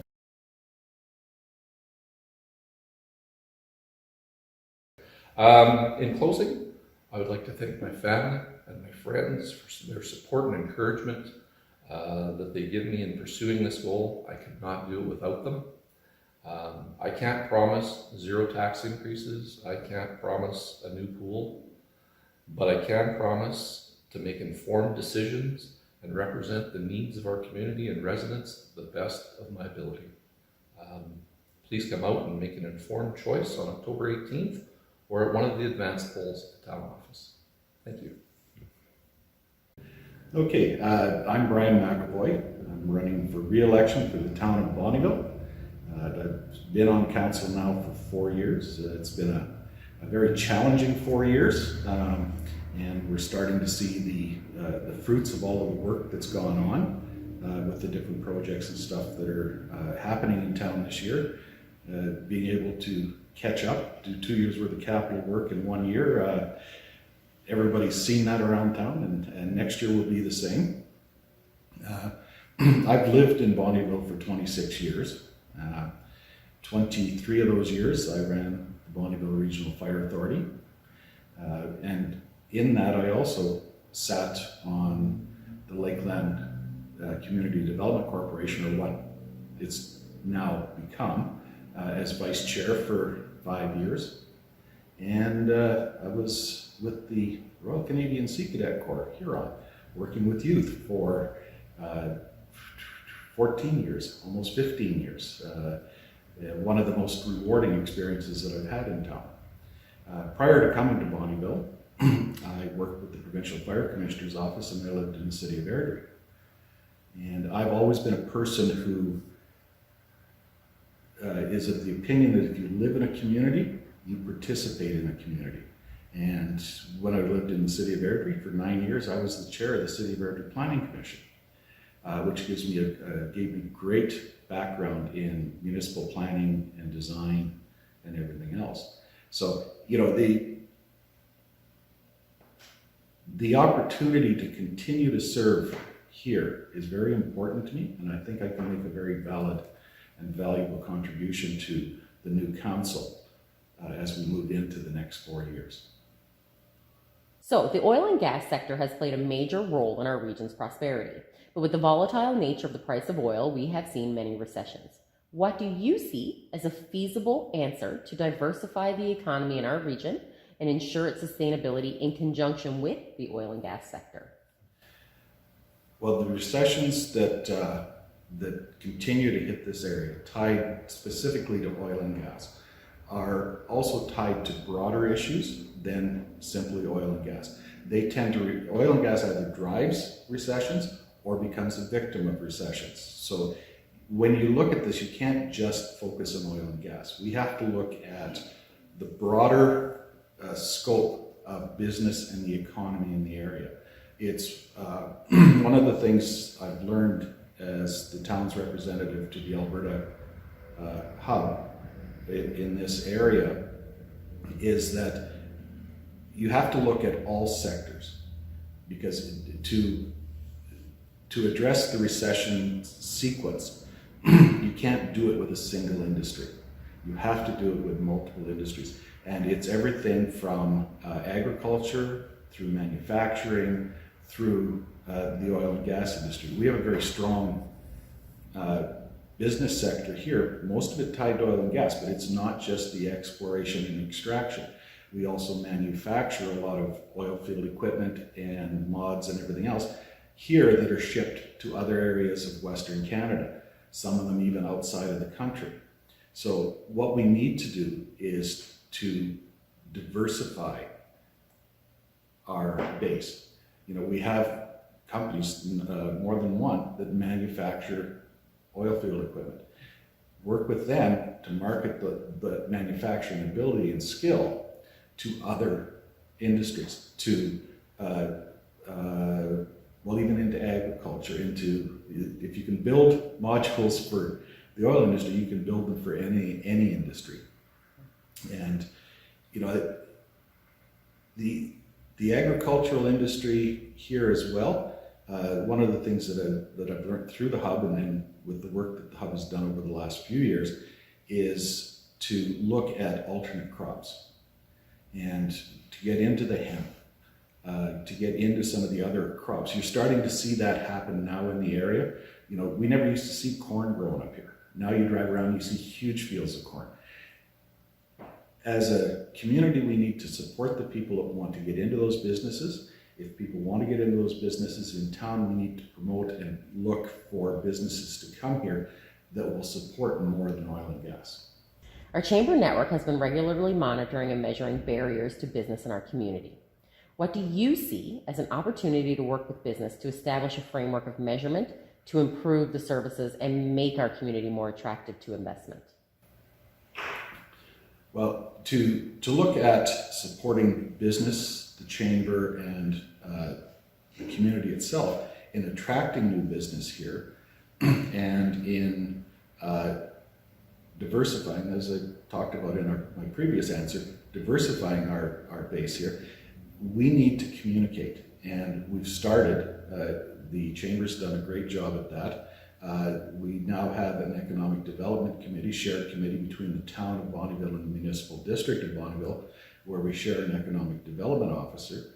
And one of the key things that they're doing, which I think is a good first step, is looking at branding this region, as opposed to saying Glendon, Bonnyville, Cold Lake, MD of Bonnyville, branding the region so that when we're marketing and when people are looking, they're looking at the whole region, because our workforce here is diverse. People don't just live and work in Bonnyville. They don't just live and work in the MD. Branding this region, getting that started so that if we have a good marketing tool is a great thing.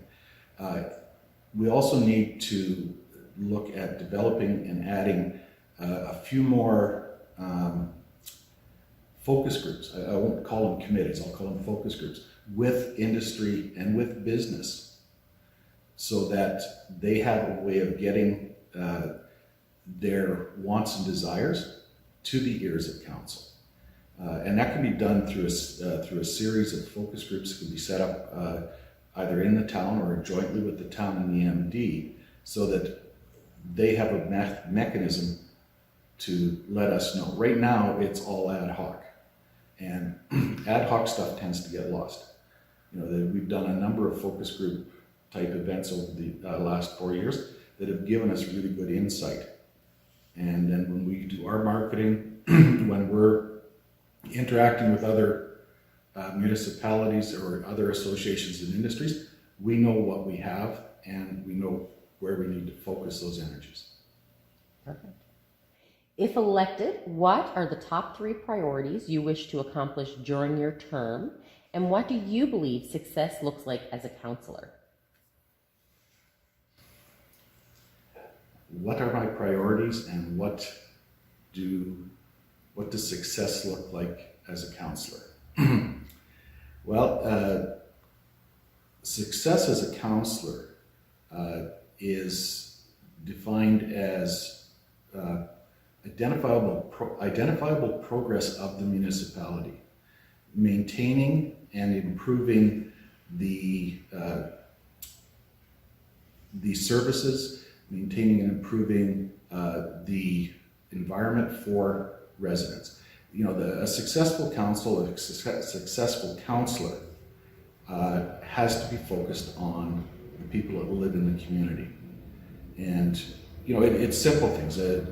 One of the things that I want to see completed in this next term is something that we started in the last term. We started right at the beginning of the term with adding sidewalks, maintaining sidewalks, adding trails, based on finances and negotiations and everything else. And something as simple as a high water table took the balance of, or pretty well the entire term, to get to where we are now, where we've added a large amount of sidewalks within the community, tying together all of the different areas, which addresses access for all of our people, the young mothers pushing strollers, the young fathers taking their kids out for walks.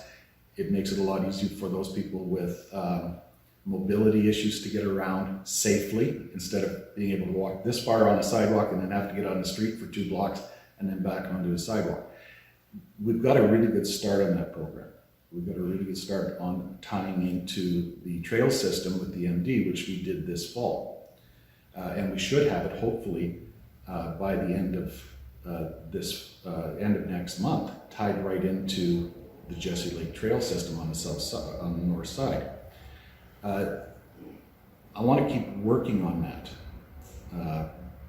those types of issues, and it's going to take a couple more years before all that stuff is completed. You know, it's everything from environmental approvals and all that stuff. But that's one of the things with council that you learn as a councillor, and you learn about being a successful councillor, is just because it doesn't happen tomorrow, don't give up on it. Keep working on it, and you will eventually get it. You know, the same as improving recreational services. You know, we did an awful pile of work on the pool through focus groups and committees, hiring consultants. That's still, recreation is still something that I think needs to be improved and we can work on. And the pool is not a dead issue yet. We just need to get the report that was done before the 2 councils and then look at where we go forward from there. What will you do to engage and foster relationships with the Indigenous community to ensure we acknowledge and prevent systemic racism in our region? Systemic racism in our region. Well, I would really love to be able to give you a very succinct, quick answer on that and how to fix it, but that doesn't exist. It evolved over time, and it's going to take time to evolve away from it. Over the past 4 years, we have collectively as a council and a municipality spent a lot of time engaging with the Indigenous communities in the area, with Kahiwan First Nations, with the Métis settlements, with the Métis Nation of Alberta. You know, over the last 2 years, we've done Treaty 6 flag raisings, we've done Métis flag raisings, and those 2 flags fly in council chambers as a reminder to all of us that any decision we make has to be made with them in mind. That's a start to solving the problem. Acknowledgement of the past and working with them in the future. You know, we don't live here by ourselves. We never have. My family goes back in this area to the 1920s, and something that even my grandparents taught me was people are people. And you know, it was most of the time on the farm hands and everything else were from the First Nations and the Métis, because my grandfather said, I need somebody that knows how to work, and that's what he hired. So, you know, I just want to continue that on. It's not about a quick answer to say we're going to do this and we're going to spend this and fix it. We have to change our attitudes. We've gone a long ways doing that within the town of Bonnyville, within our staff, and within our council, and that just needs to continue with the new council. What ideas do you have to ensure Bonnyville is a place of attraction for tourism and new business? Again, there's no quick, easy answer to that, and that's one of the things you learn as a municipal politician, as well as a municipal official for years, is there is no such thing as a quick answer to these things. I think the marketing, and I'll go back to one of my previous answers when I talked about identifying and branding in this area. We need to identify and brand in this area so that we're not fighting amongst each other to draw people here, that we're all collectively drawing people here, whether it's tourists or business. Tourism and tourists coming to this area will enjoy services from all of the municipalities in this area and will be a benefit to all municipalities in this area. So we should be marketing and dealing with that collectively as a group. And it's the same thing with business. You know, when you look at the proverbial bean counter, does an internet search and says, oh, Bonnyville is 6,000 people. That's not enough to support our business. But what they don't see is the other 7,000 people that all live within a 5-minute drive of Bonnyville. And the area is not necessarily a 6,000 person area, it's a 15,000 person area. You know, we need to start branding ourselves and marketing ourselves that way. And there's, over the past, and I've spoken with many people about this in businesses, they're surprised when you point out. And, you know, I've even gone to the point when I've talked to some of these, I've got family that's in the franchise business and stuff, and I've sat down with them. When I actually bring up a satellite map of the area, and they look at it and go, okay, I understand what you're talking about. You know, it's not this huge, diverse group and that. So it's all for both of those based on branding and marketing. Well, this has been an interesting experience. And in closing, all I want to say is I came here 26 years ago for 5 years. I fell in love with this community and with this area, coming back here where my family is originally from, and I intend to stay here. As I've said before, I firmly believe that if you're in a community, you have to be part of the community, and I want to continue to be part of the community by representing the ratepayers of this community on council and working hard towards the next levels for this municipality. You know, having stable financing now after all of the work and negotiations and everything went on in the last 4 years, there is good times ahead for the town of Bonnyville.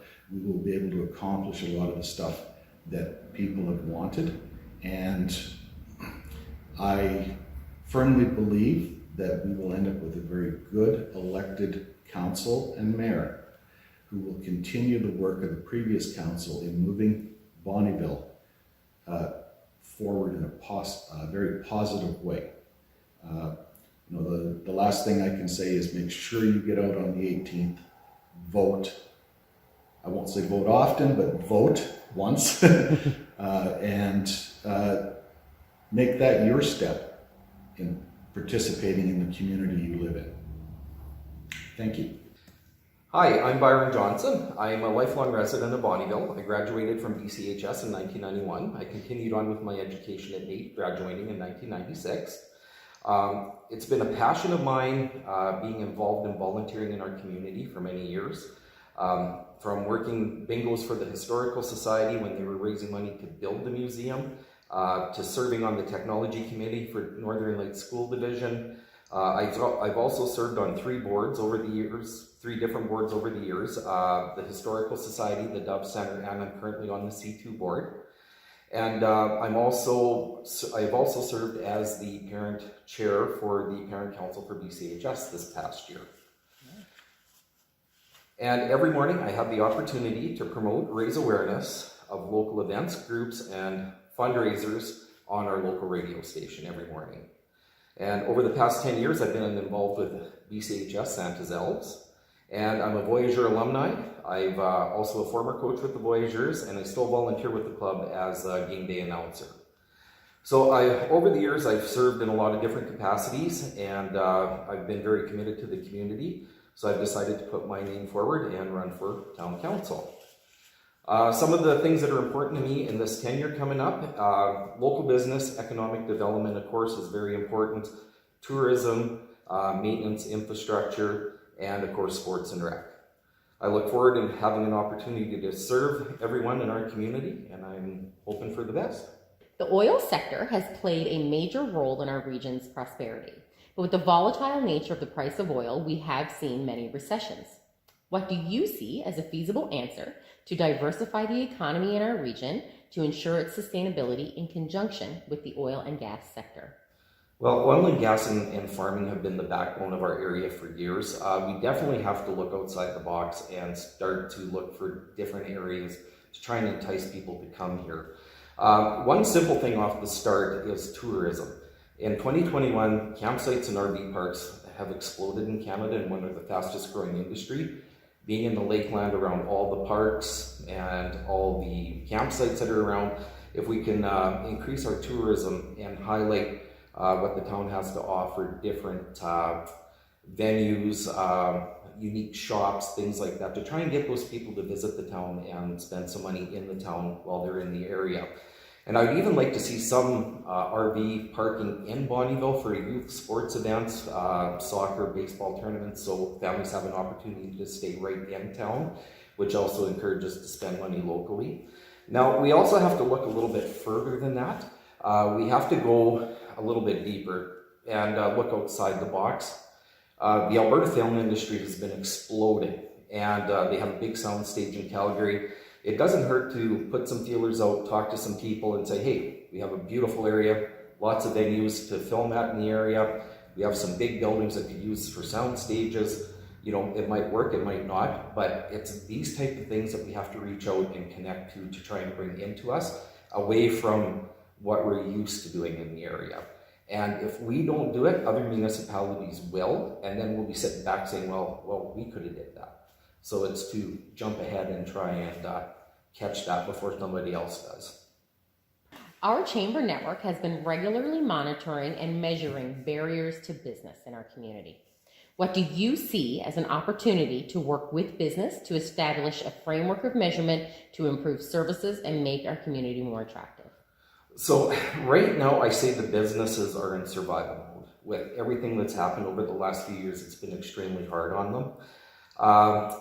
I want to see the municipality work with the businesses in chamber to really promote and further shop local even more than what we've been doing.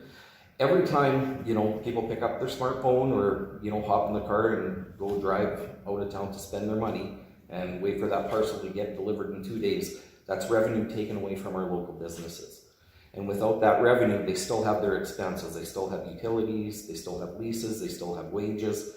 And without that revenue, you get layoffs, you get prices raising to offset lost revenue, and then you could get business closures, which, you know, we don't want to see at all. So I would really like to see the chamber, the town, and the local businesses work together to really promote the local spending. You know, even to go as far as have maybe somebody come in and work with digital marketing even a little bit further, so people are more familiar with how to use social media to promote their businesses and everything, and you know, and really promote, because the more we spend in town, the more services they're going to provide, and they can expand, and it's going to inspire other entrepreneurs to maybe open up a business or, you know, come into town, and we have more services and that. And the one thing I want to challenge people to do before they do go out of town and spend their money out of town, visit the local business and give them an opportunity to earn your business, and I think you'll be surprised. If elected, what are the top 3 priorities you wish to accomplish during your term, And what do you believe success looks like as a councillor? The first thing is to learn. There's a lot to learn off the start. Being involved with the C2 board, you see a little bit of working of the municipal politics and that, but it's to learn, get to know the bylaws, who your staff, get to know the staff, and then work from there. In the term also, I'd like to see an increase in tourism. I'd like to see our strengthen our local businesses and try and entice different industries to be looking in our area other than just the status quo, like really thinking outside the box and challenging, like some stuff might work, might not work, but it's worth a shot. Success as a councillor, being an open line, having an open line of communication with the general public to hear their concerns, to hear what they want, transparency, and being able to be open so they know why we're making decisions, why we're doing things, and the town progressing. What will you do to engage and foster relationships with the Indigenous community to ensure we acknowledge and prevent systemic racism in our region?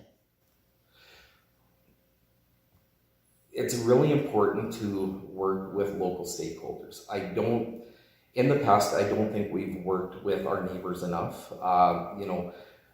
We need to be working with Kihiwin Cree Nation. They're very important to the town of Bonnyville, and of course, all of our Indigenous neighbors. We need to, work with them, understand, because a lot of it's been overlooked, a lot of it's been learned over the years. I think the first day of recognition, or Reconciliation. the reconciliation is a good start. But we definitely need to go a little bit further, and it's to involve them at a council level, and then also as a community level, and educate as it goes down. There's always been that, and it's still there today, and hopefully as time goes on we can get that to disappear. I don't have a really good answer right now, but we do have to consult in order to do that. What ideas do you have to ensure Bonnyville is a place of attraction for tourism and new business? Well, for tourism, we have beautiful lakes, beautiful campsites in the area, and we need to highlight more of our hidden gems in the town. We have a lot of very unique businesses that you don't see in other towns. From an antique store to a sushi restaurant to a 50s diner there's so many unique businesses in Bonnyville. If we can highlight some of those and work with them to become more prevalent and seen out there, it's going to bring more people in. And awareness, like we got to spend a little bit of money on tourism. We got to use social media better when it comes to tourism. And it's, once the word's out there and you start to get people in, then you get the word of mouth and they start to come.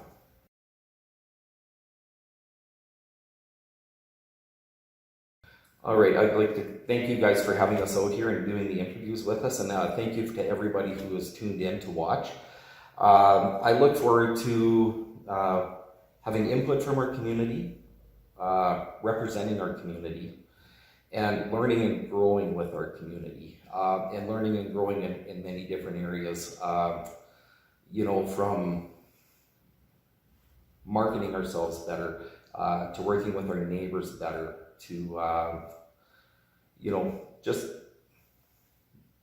working with everybody a little bit better, and understanding empathy as well.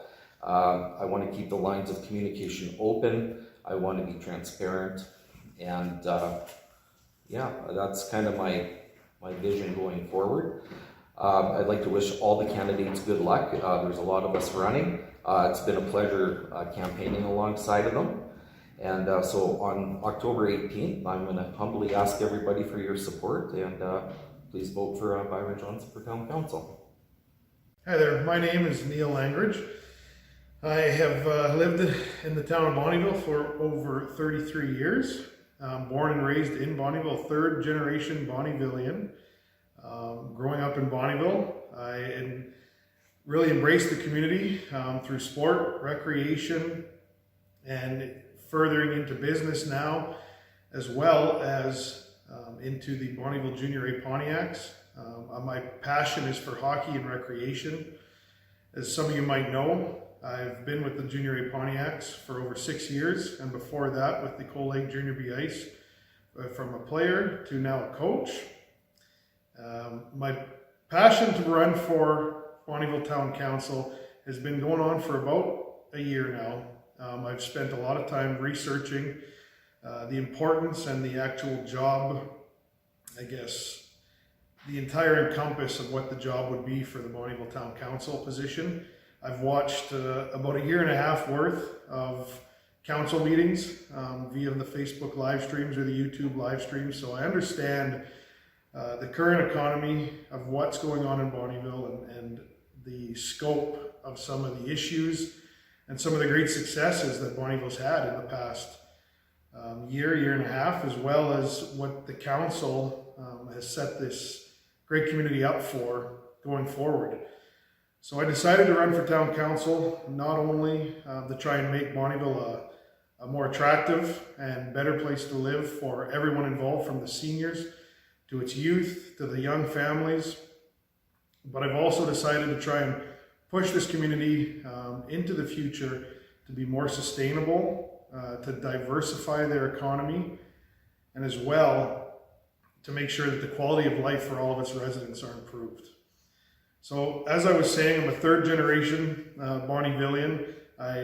Growing up, I went through the Lakeland Catholic School Division. I can speak French. I took French all the way up till grade 10.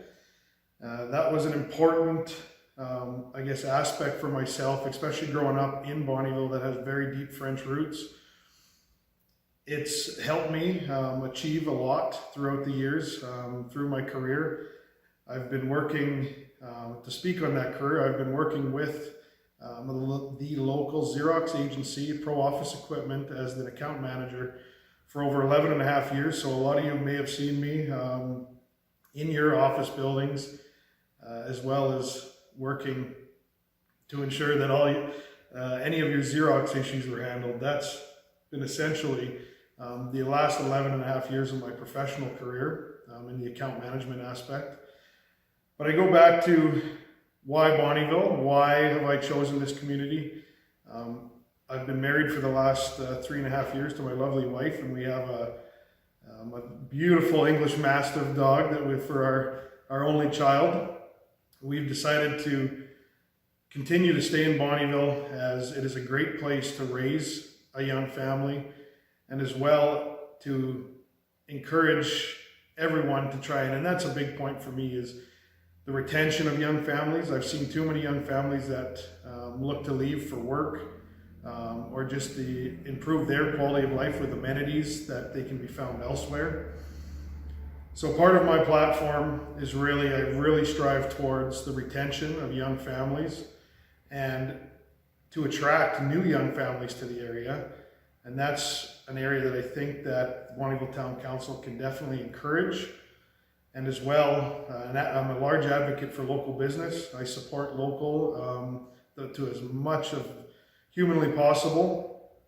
And that goes from not only my work with the Bonnyville Junior A Pontiacs, as I've been the assistant coach, the assistant general manager, and now I've taken on a third role as their business operations manager. So without the local support of the community, that organization wouldn't survive, from the volunteers to its sponsorship.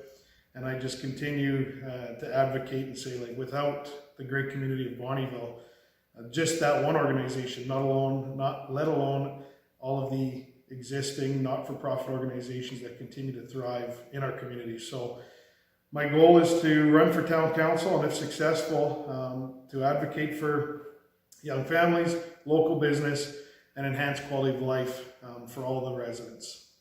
The oil sector has played a major role in our region's prosperity, but with the volatile nature of the price of oil, we have seen many recessions.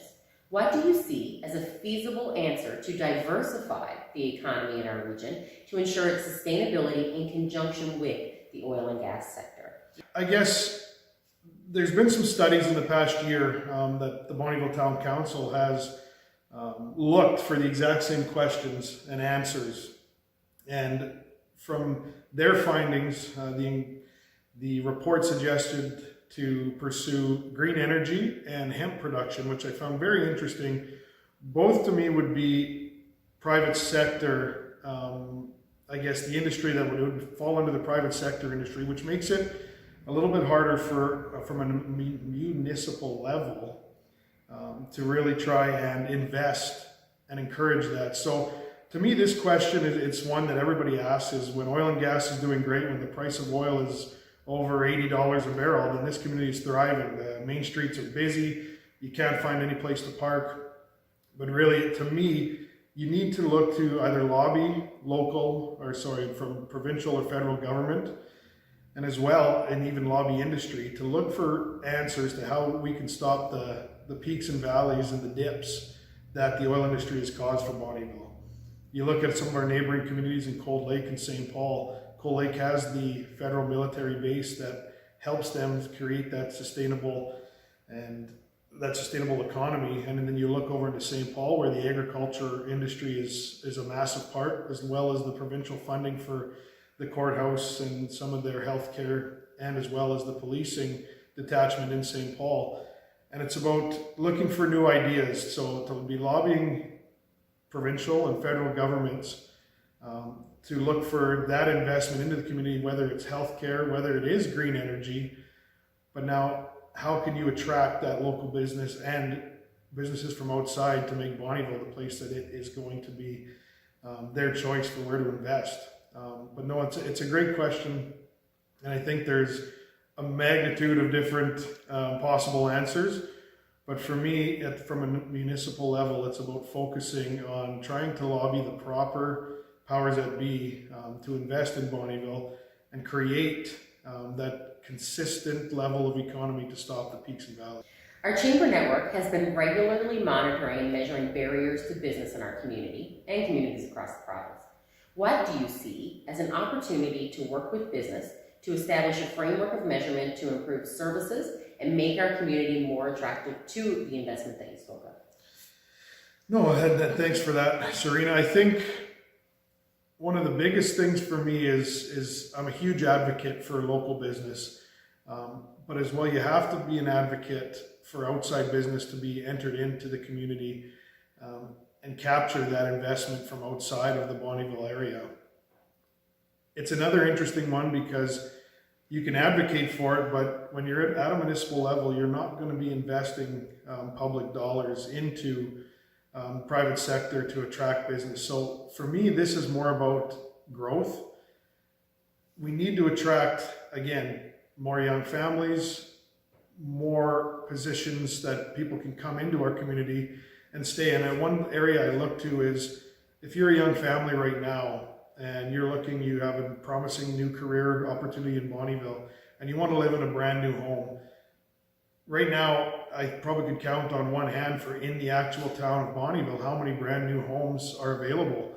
And if you're not interested in the one or two that are out there, then we see a lot of young families and young people moving and deciding to head to Cold Lake and head elsewhere into the MD where they can find those new attractive properties. So I think, again, and it's a little bit of a spin-off on your question, Serina, but I think that growth needs to be the focus of how can we attract these people. And by attracting those, now you're going to be able to see the onset of different franchises and businesses that require a larger population to enter into your community, where you'll see some of the larger chain franchises and whatnot.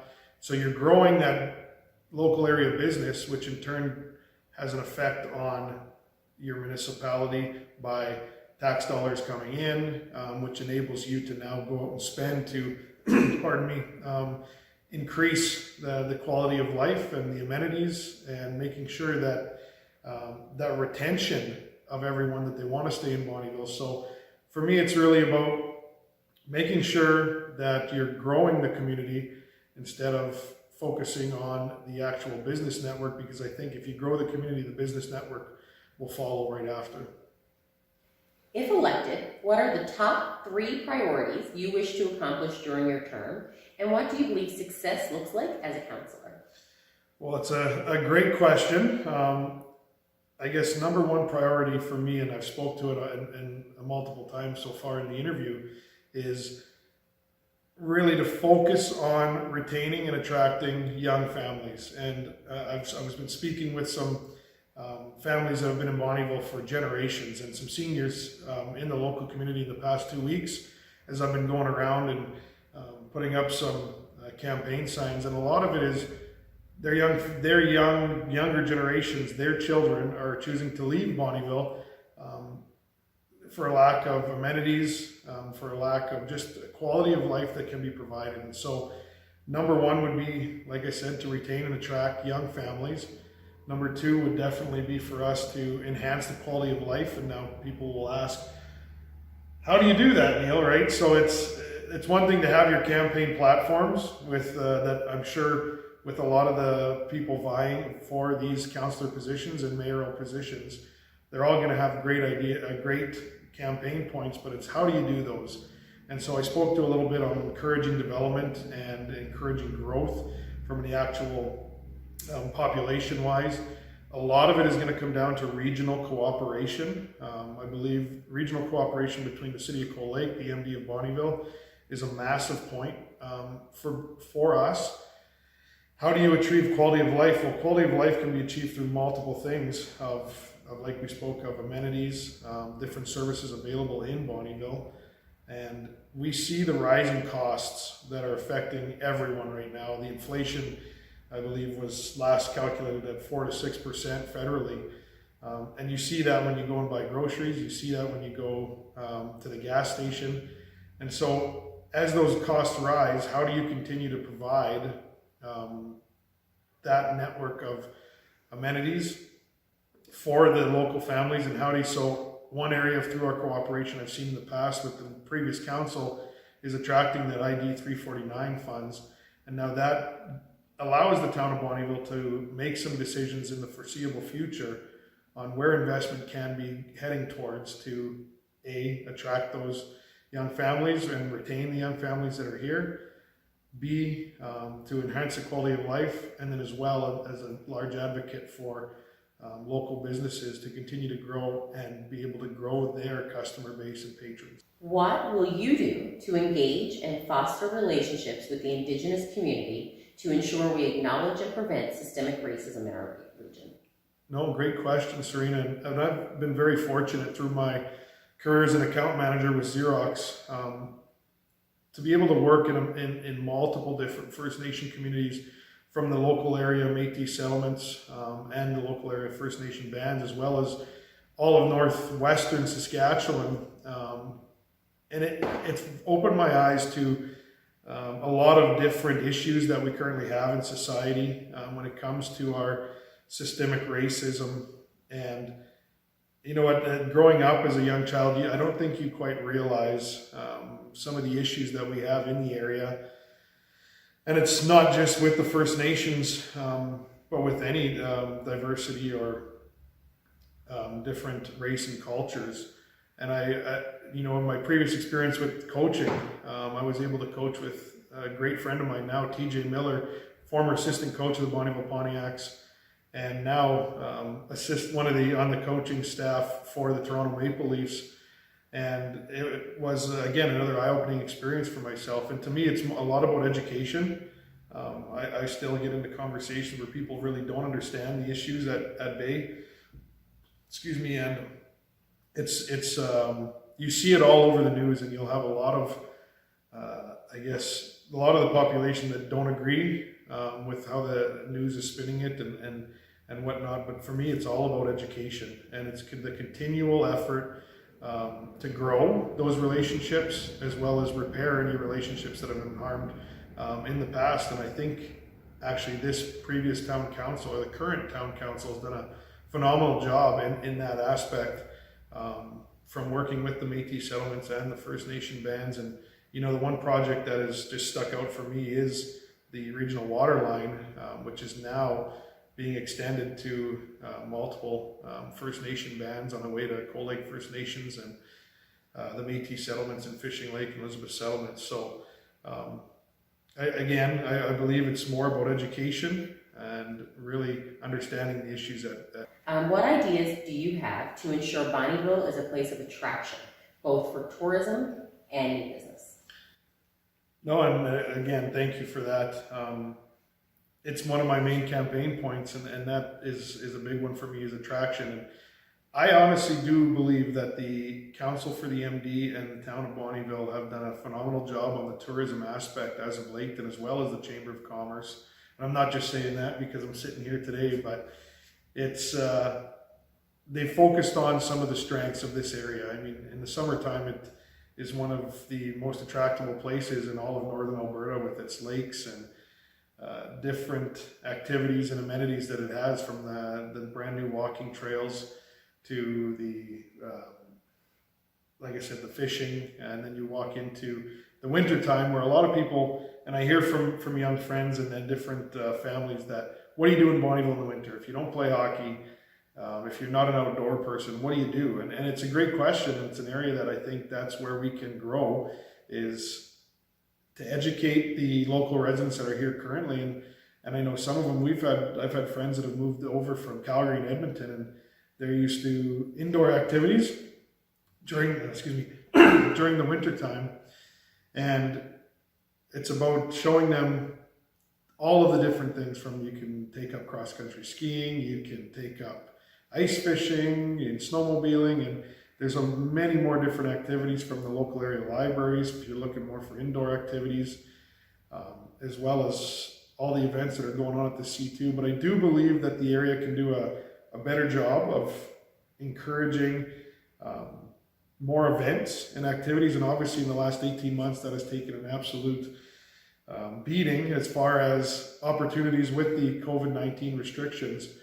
But encouraging more, I think the chili cook-off is one that comes to my mind, is one of the most attractable and well put on events. You look at the turnout, and half of Bonnyville takes the afternoon off to make sure that they're going.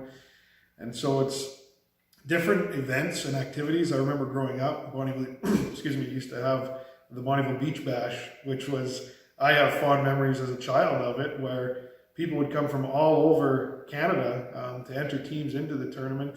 And again, it was different aspects that make Bonnyville, put them on the map. I talk to young families that come up, hockey players, and they say, I haven't been to Bonnyville in 20 years, and I remember the walleye fishing in Moose Lake. And so the area does a great job, but at the same time can continue to enhance that, attract new people, and increase the amount of events going on in that, area for tourism and attraction.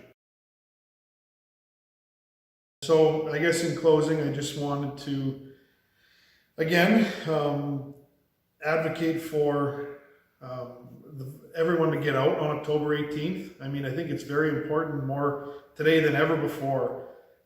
We've seen in the last federal election in the last 2 weeks, the issues that are facing Western Canada, and as well as all of Canada, but as well in Alberta right now. I know that this country, this province, even this community is more divided than ever before. And it's important for us to take the future in our hands. And so if we can persuade anyone just to get out and vote, and that's number one for me, is to make sure October 18th, take the time, head to the local polls, and all I say is if you like the message and believe that the campaign points that I've highlighted are an area of interest for you, then please make sure you vote for Neil Langridge October 18th for the position of Bonnyville Town Council. Hi there, I'm Phil Kushnir. I'm running for Town Council. I've been a resident here basically all my life. I was born here. My grandparents homesteaded here in the 1930s. They are incredible people. The people who came before us are unbelievable, because my dad told me a story of when his dad and his mom came. They were promised wide open land and, just come in and plant your crops. Well, they got here And their homestead was on the other side of the Beaver River with no bridge to get across, and it was nothing but trees.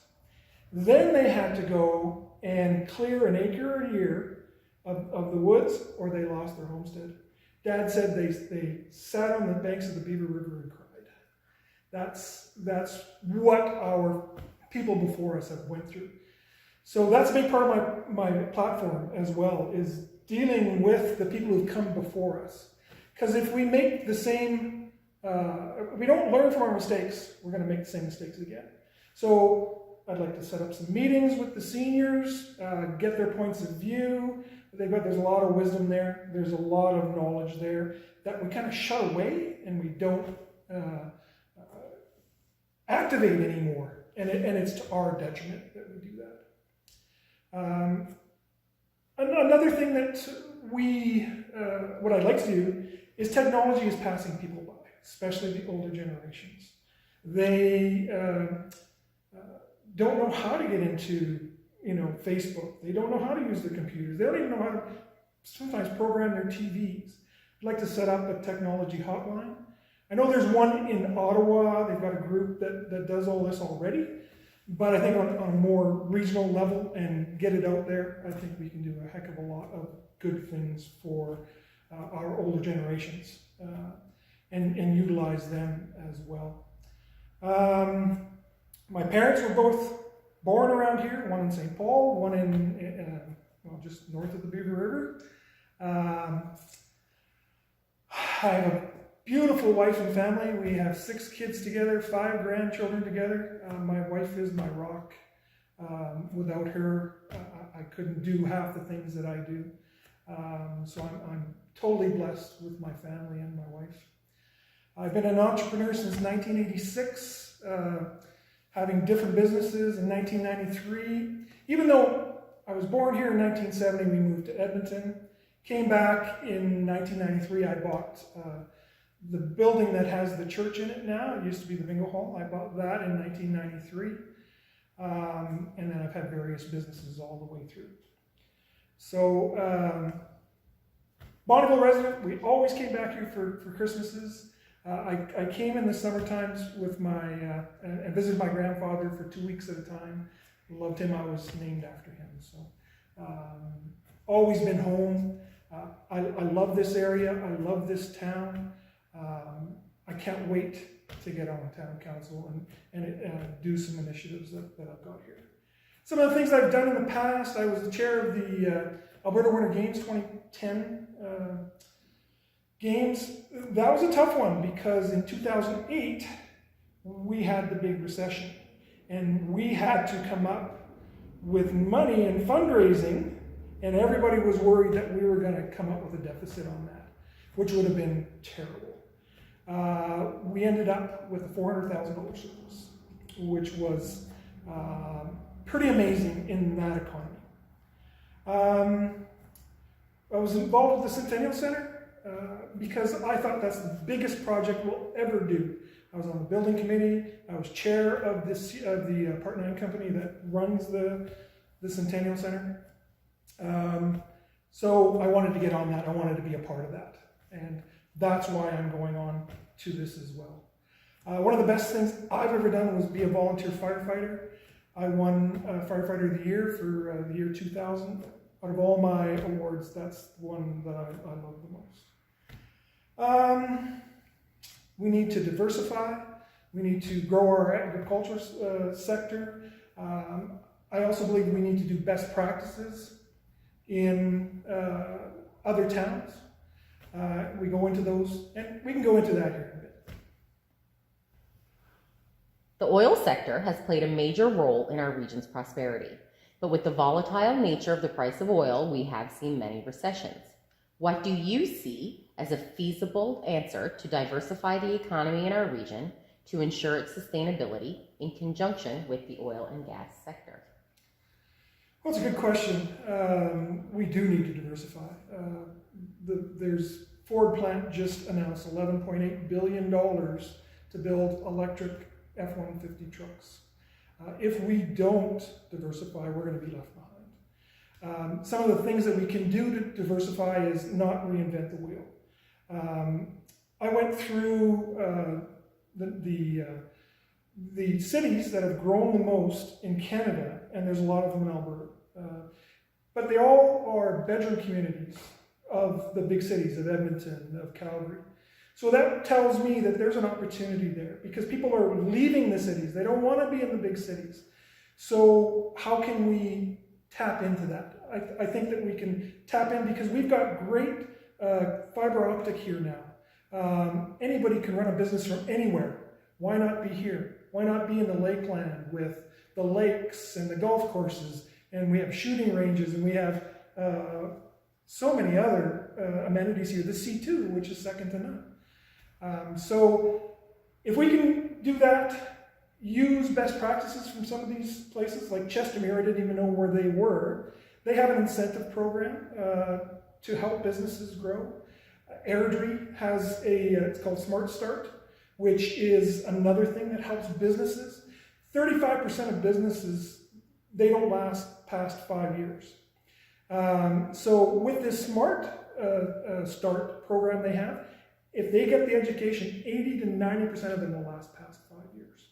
So incredible things that we can do. Yeah, that would be my platform on that. Our chamber network has been regularly monitoring and measuring barriers to business in our community. What do you see as an opportunity to work with business to establish a framework of measurement to improve services and make our community more attractive to investment? The thing about a unit of measurement is it's imperative to have that. So we know where we're going and we know what we're improving. So that I think is a wonderful thing that you guys are doing right there. Some of the things we can do is back to best practices again. See what we can learn from these other towns. Why reinvent the wheel? One of my strengths is working with disparate groups and bringing them together. When I was with the Alberta Winter Games, we had City of Coal Lake, Town of Bonnyville, MD of Bonnyville, and Four Wing Coal Lake. We kept our eye on the prize, and that was the athletes, making sure that we were taking care of the athletes. So my strength is doing that, and my strength is also, there's a great thing in Japan. They don't work on a win-lose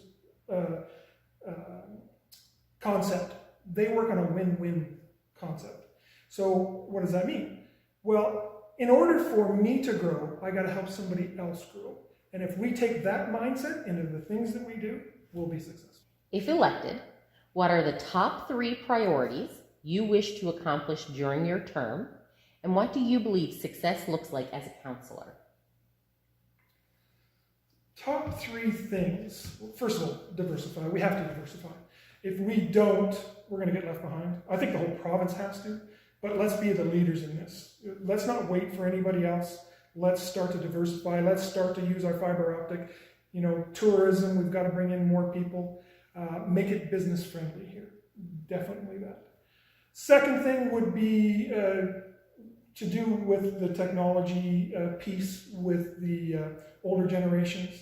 I think that's really important because they're getting left behind even more than...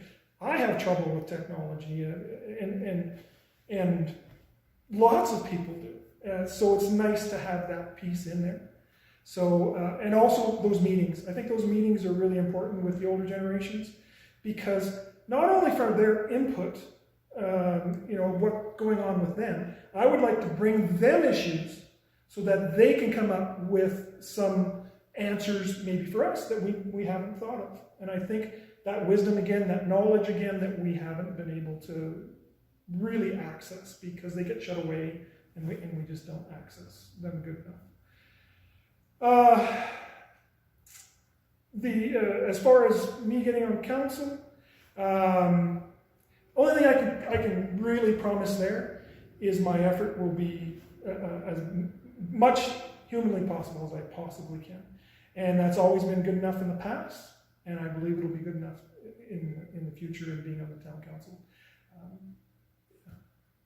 What will you do to engage and foster relationships with the Indigenous community to ensure we acknowledge and prevent systemic racism in our region? Dialogue, pure and simple. We need to hear where they're coming from so that we can get an idea of what's going on. I don't believe that we have a good idea of really what's went on with the Indigenous people. They were hard done by. It's sad what happened to them. And we need to listen to them, and we need to reach out to them. I think it's happening, and I think it's wonderful that it's happening. And we can go further down that road, of course. And again, win-win situations, right? Not win-lose. Work together with the Indigenous groups, and they win some stuff, we win some stuff.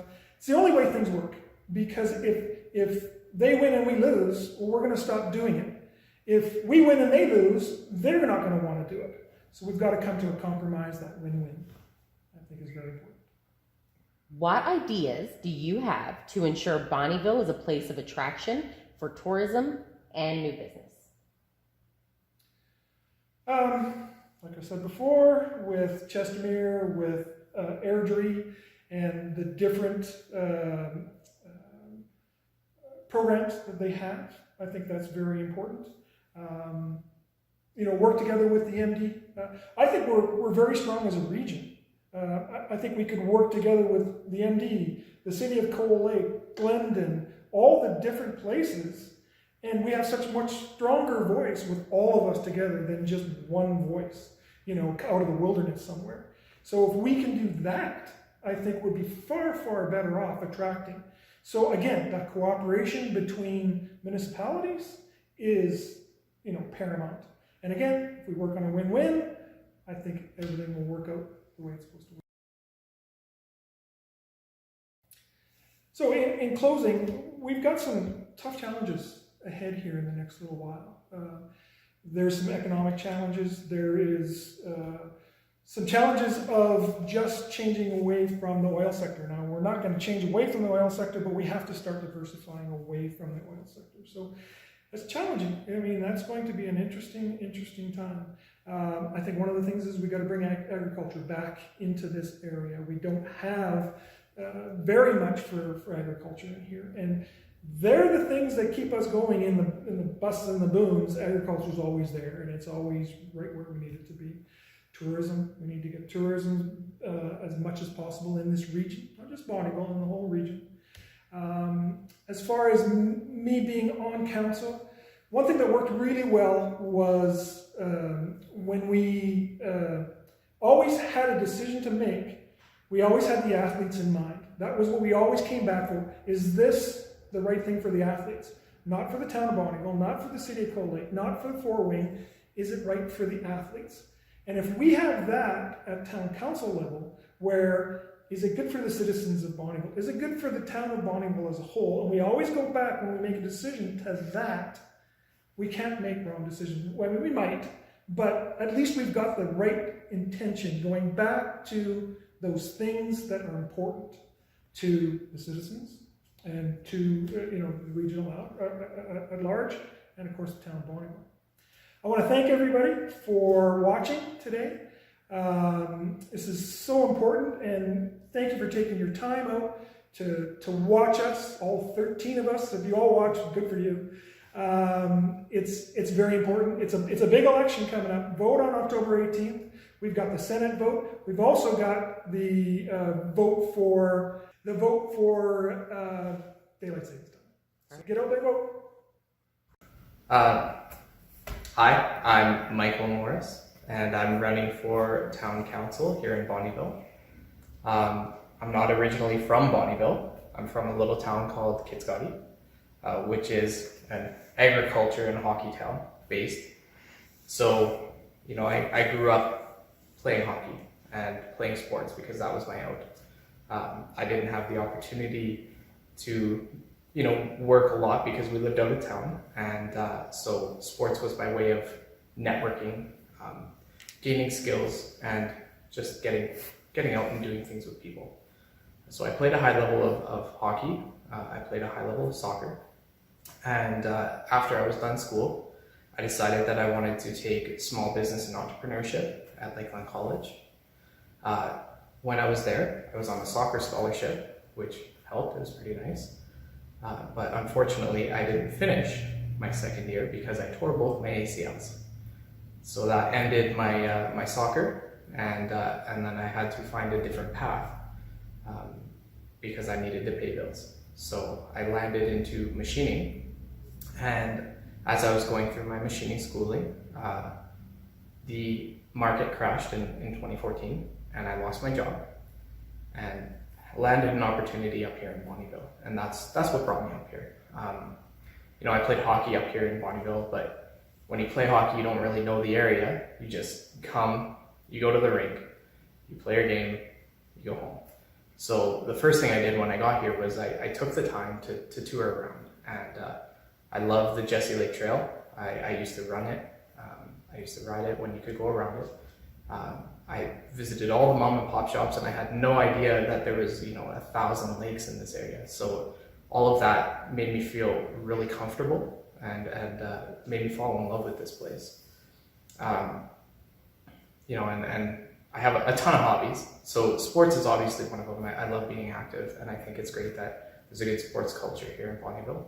But I'm also a musician for a band that nobody's ever heard of, right? We're just a garage band that hasn't had the opportunity to play live, and we really look forward to the days when we can get out and do some live things around town. But that's another out that I have. And then business is a huge thing. So I came here for machining. I work for a company called Precision Machining. This is where I finished my trade. I went and finished 4 years at NAIT, became a Red Seal journeyman machinist, and now I am the quality assurance manager for Precision Machining. But that wasn't enough for me because I like to be busy.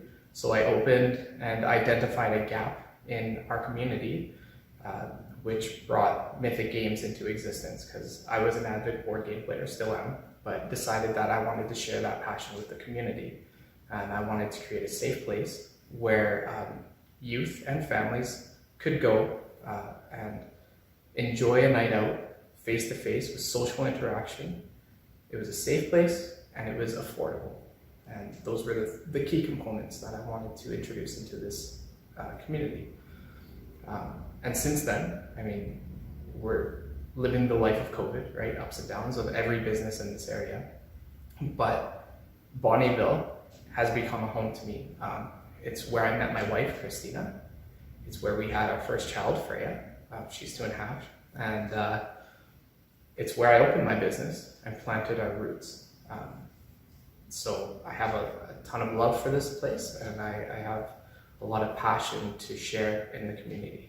The oil sector has played a major role in our region's prosperity, but with the volatile nature of the price of oil, we have seen many recessions.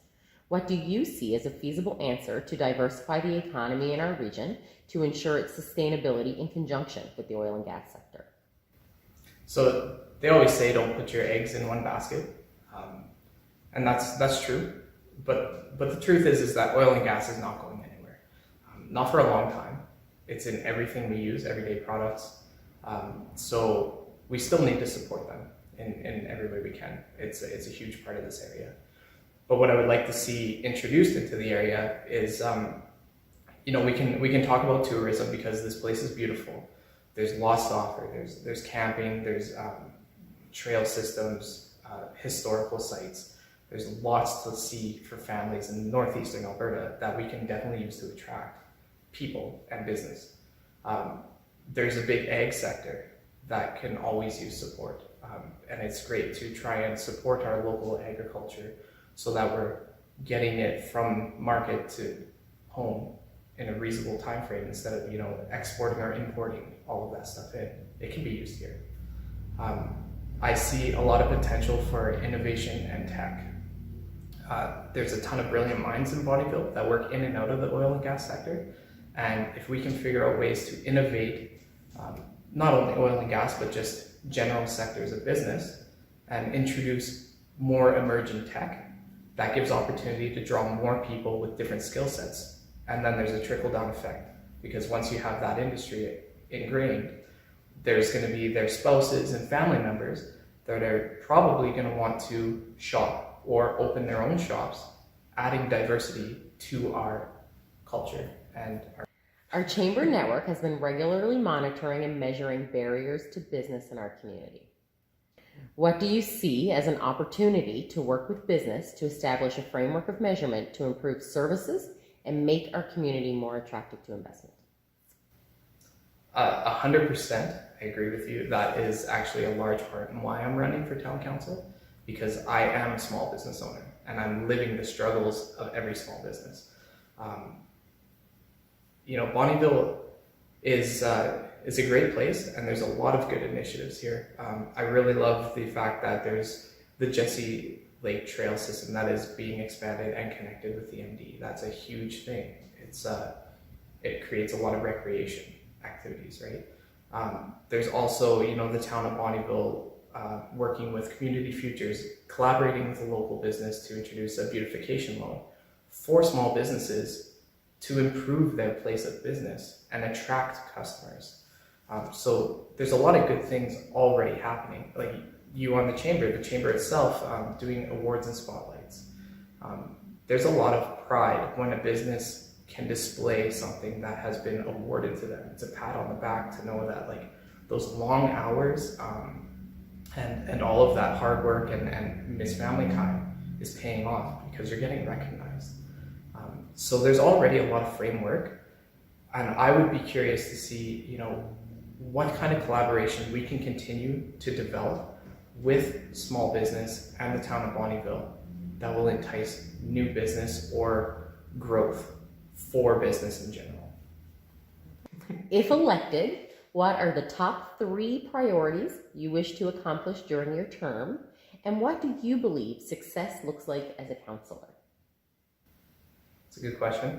I would say the top 3 things I would like to see is I would like to reestablish a strong connection with our fellow municipalities. I'm not saying that there's a bad connection, but you can always improve on that, right? And networking and being a personable person is something that I feel like I have a really good strength at. I would like to see a revitalization of our downtown core, just to clean it up and show that pride that Bonnyville residents have. And continue to work with our not-for-profits that are in the area. We have watersheds and air sheds to help just clean up the lakes and airways and things like that, so that we can make it more beautiful. Not that it's not, but more beauty is going to bring in more people to visit or stay. And success as a councillor, I believe, is collaboration, a large part of it. Working with my fellow candidates or council, and then creating new programs or establishing a foothold on things that are already underway in development.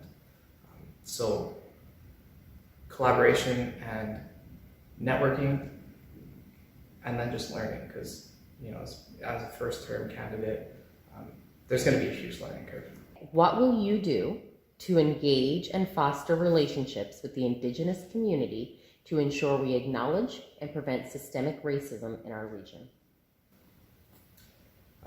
So I love people, so it's no far-fetched fact that I like to meet people, learn about their history, their background, what they like, what they dislike. And that's shown in Mythic Games, which is a niche or a gap that we've filled, where we create an inclusive culture, a safe space. And I believe that work can be continued throughout the community. I have no problem going to any kind of event and seeing how it was brought together, why it was brought together, listening to what they have to say. And those things are crucial, because the more you learn, then you can educate. And when you educate, that's when you can overcome. What ideas do you have to ensure Bonnyville is a place of attraction for tourism and new business? So kind of like I was saying earlier, the beautification of the area, the sense of pride that Bonnyville has, being able to showcase that and continue developing and modernizing. Those things are key to increase tourism and attract new business. being a voice of a local business and working with other businesses and networking, there's a lot of opportunity there to just increase new business coming into town. And I find that everybody is really receptive when they hear of new business. They want to check them out, they want to get to know them, and they want to do what they can to help make sure they stay around, because they know that it's not only going to benefit that business, but it's going to benefit the town, and it's going to benefit every business that is in town as a part of that. Once again, thank you for doing a forum like this. I think it's incredible that you've given the candidates a chance to voice who they are, what they stand for, and given the residents a chance to see those candidates in action. As I stated, I'm passionate, I'm driven, I want to see this town succeed and prosper because it's where I've laid my roots, and at the end of the day, I want to make sure that this place is a safe space that is growing so that when my child grows up, she can prosper the same way. So remember to vote Michael Morris for Town Council on October 18th.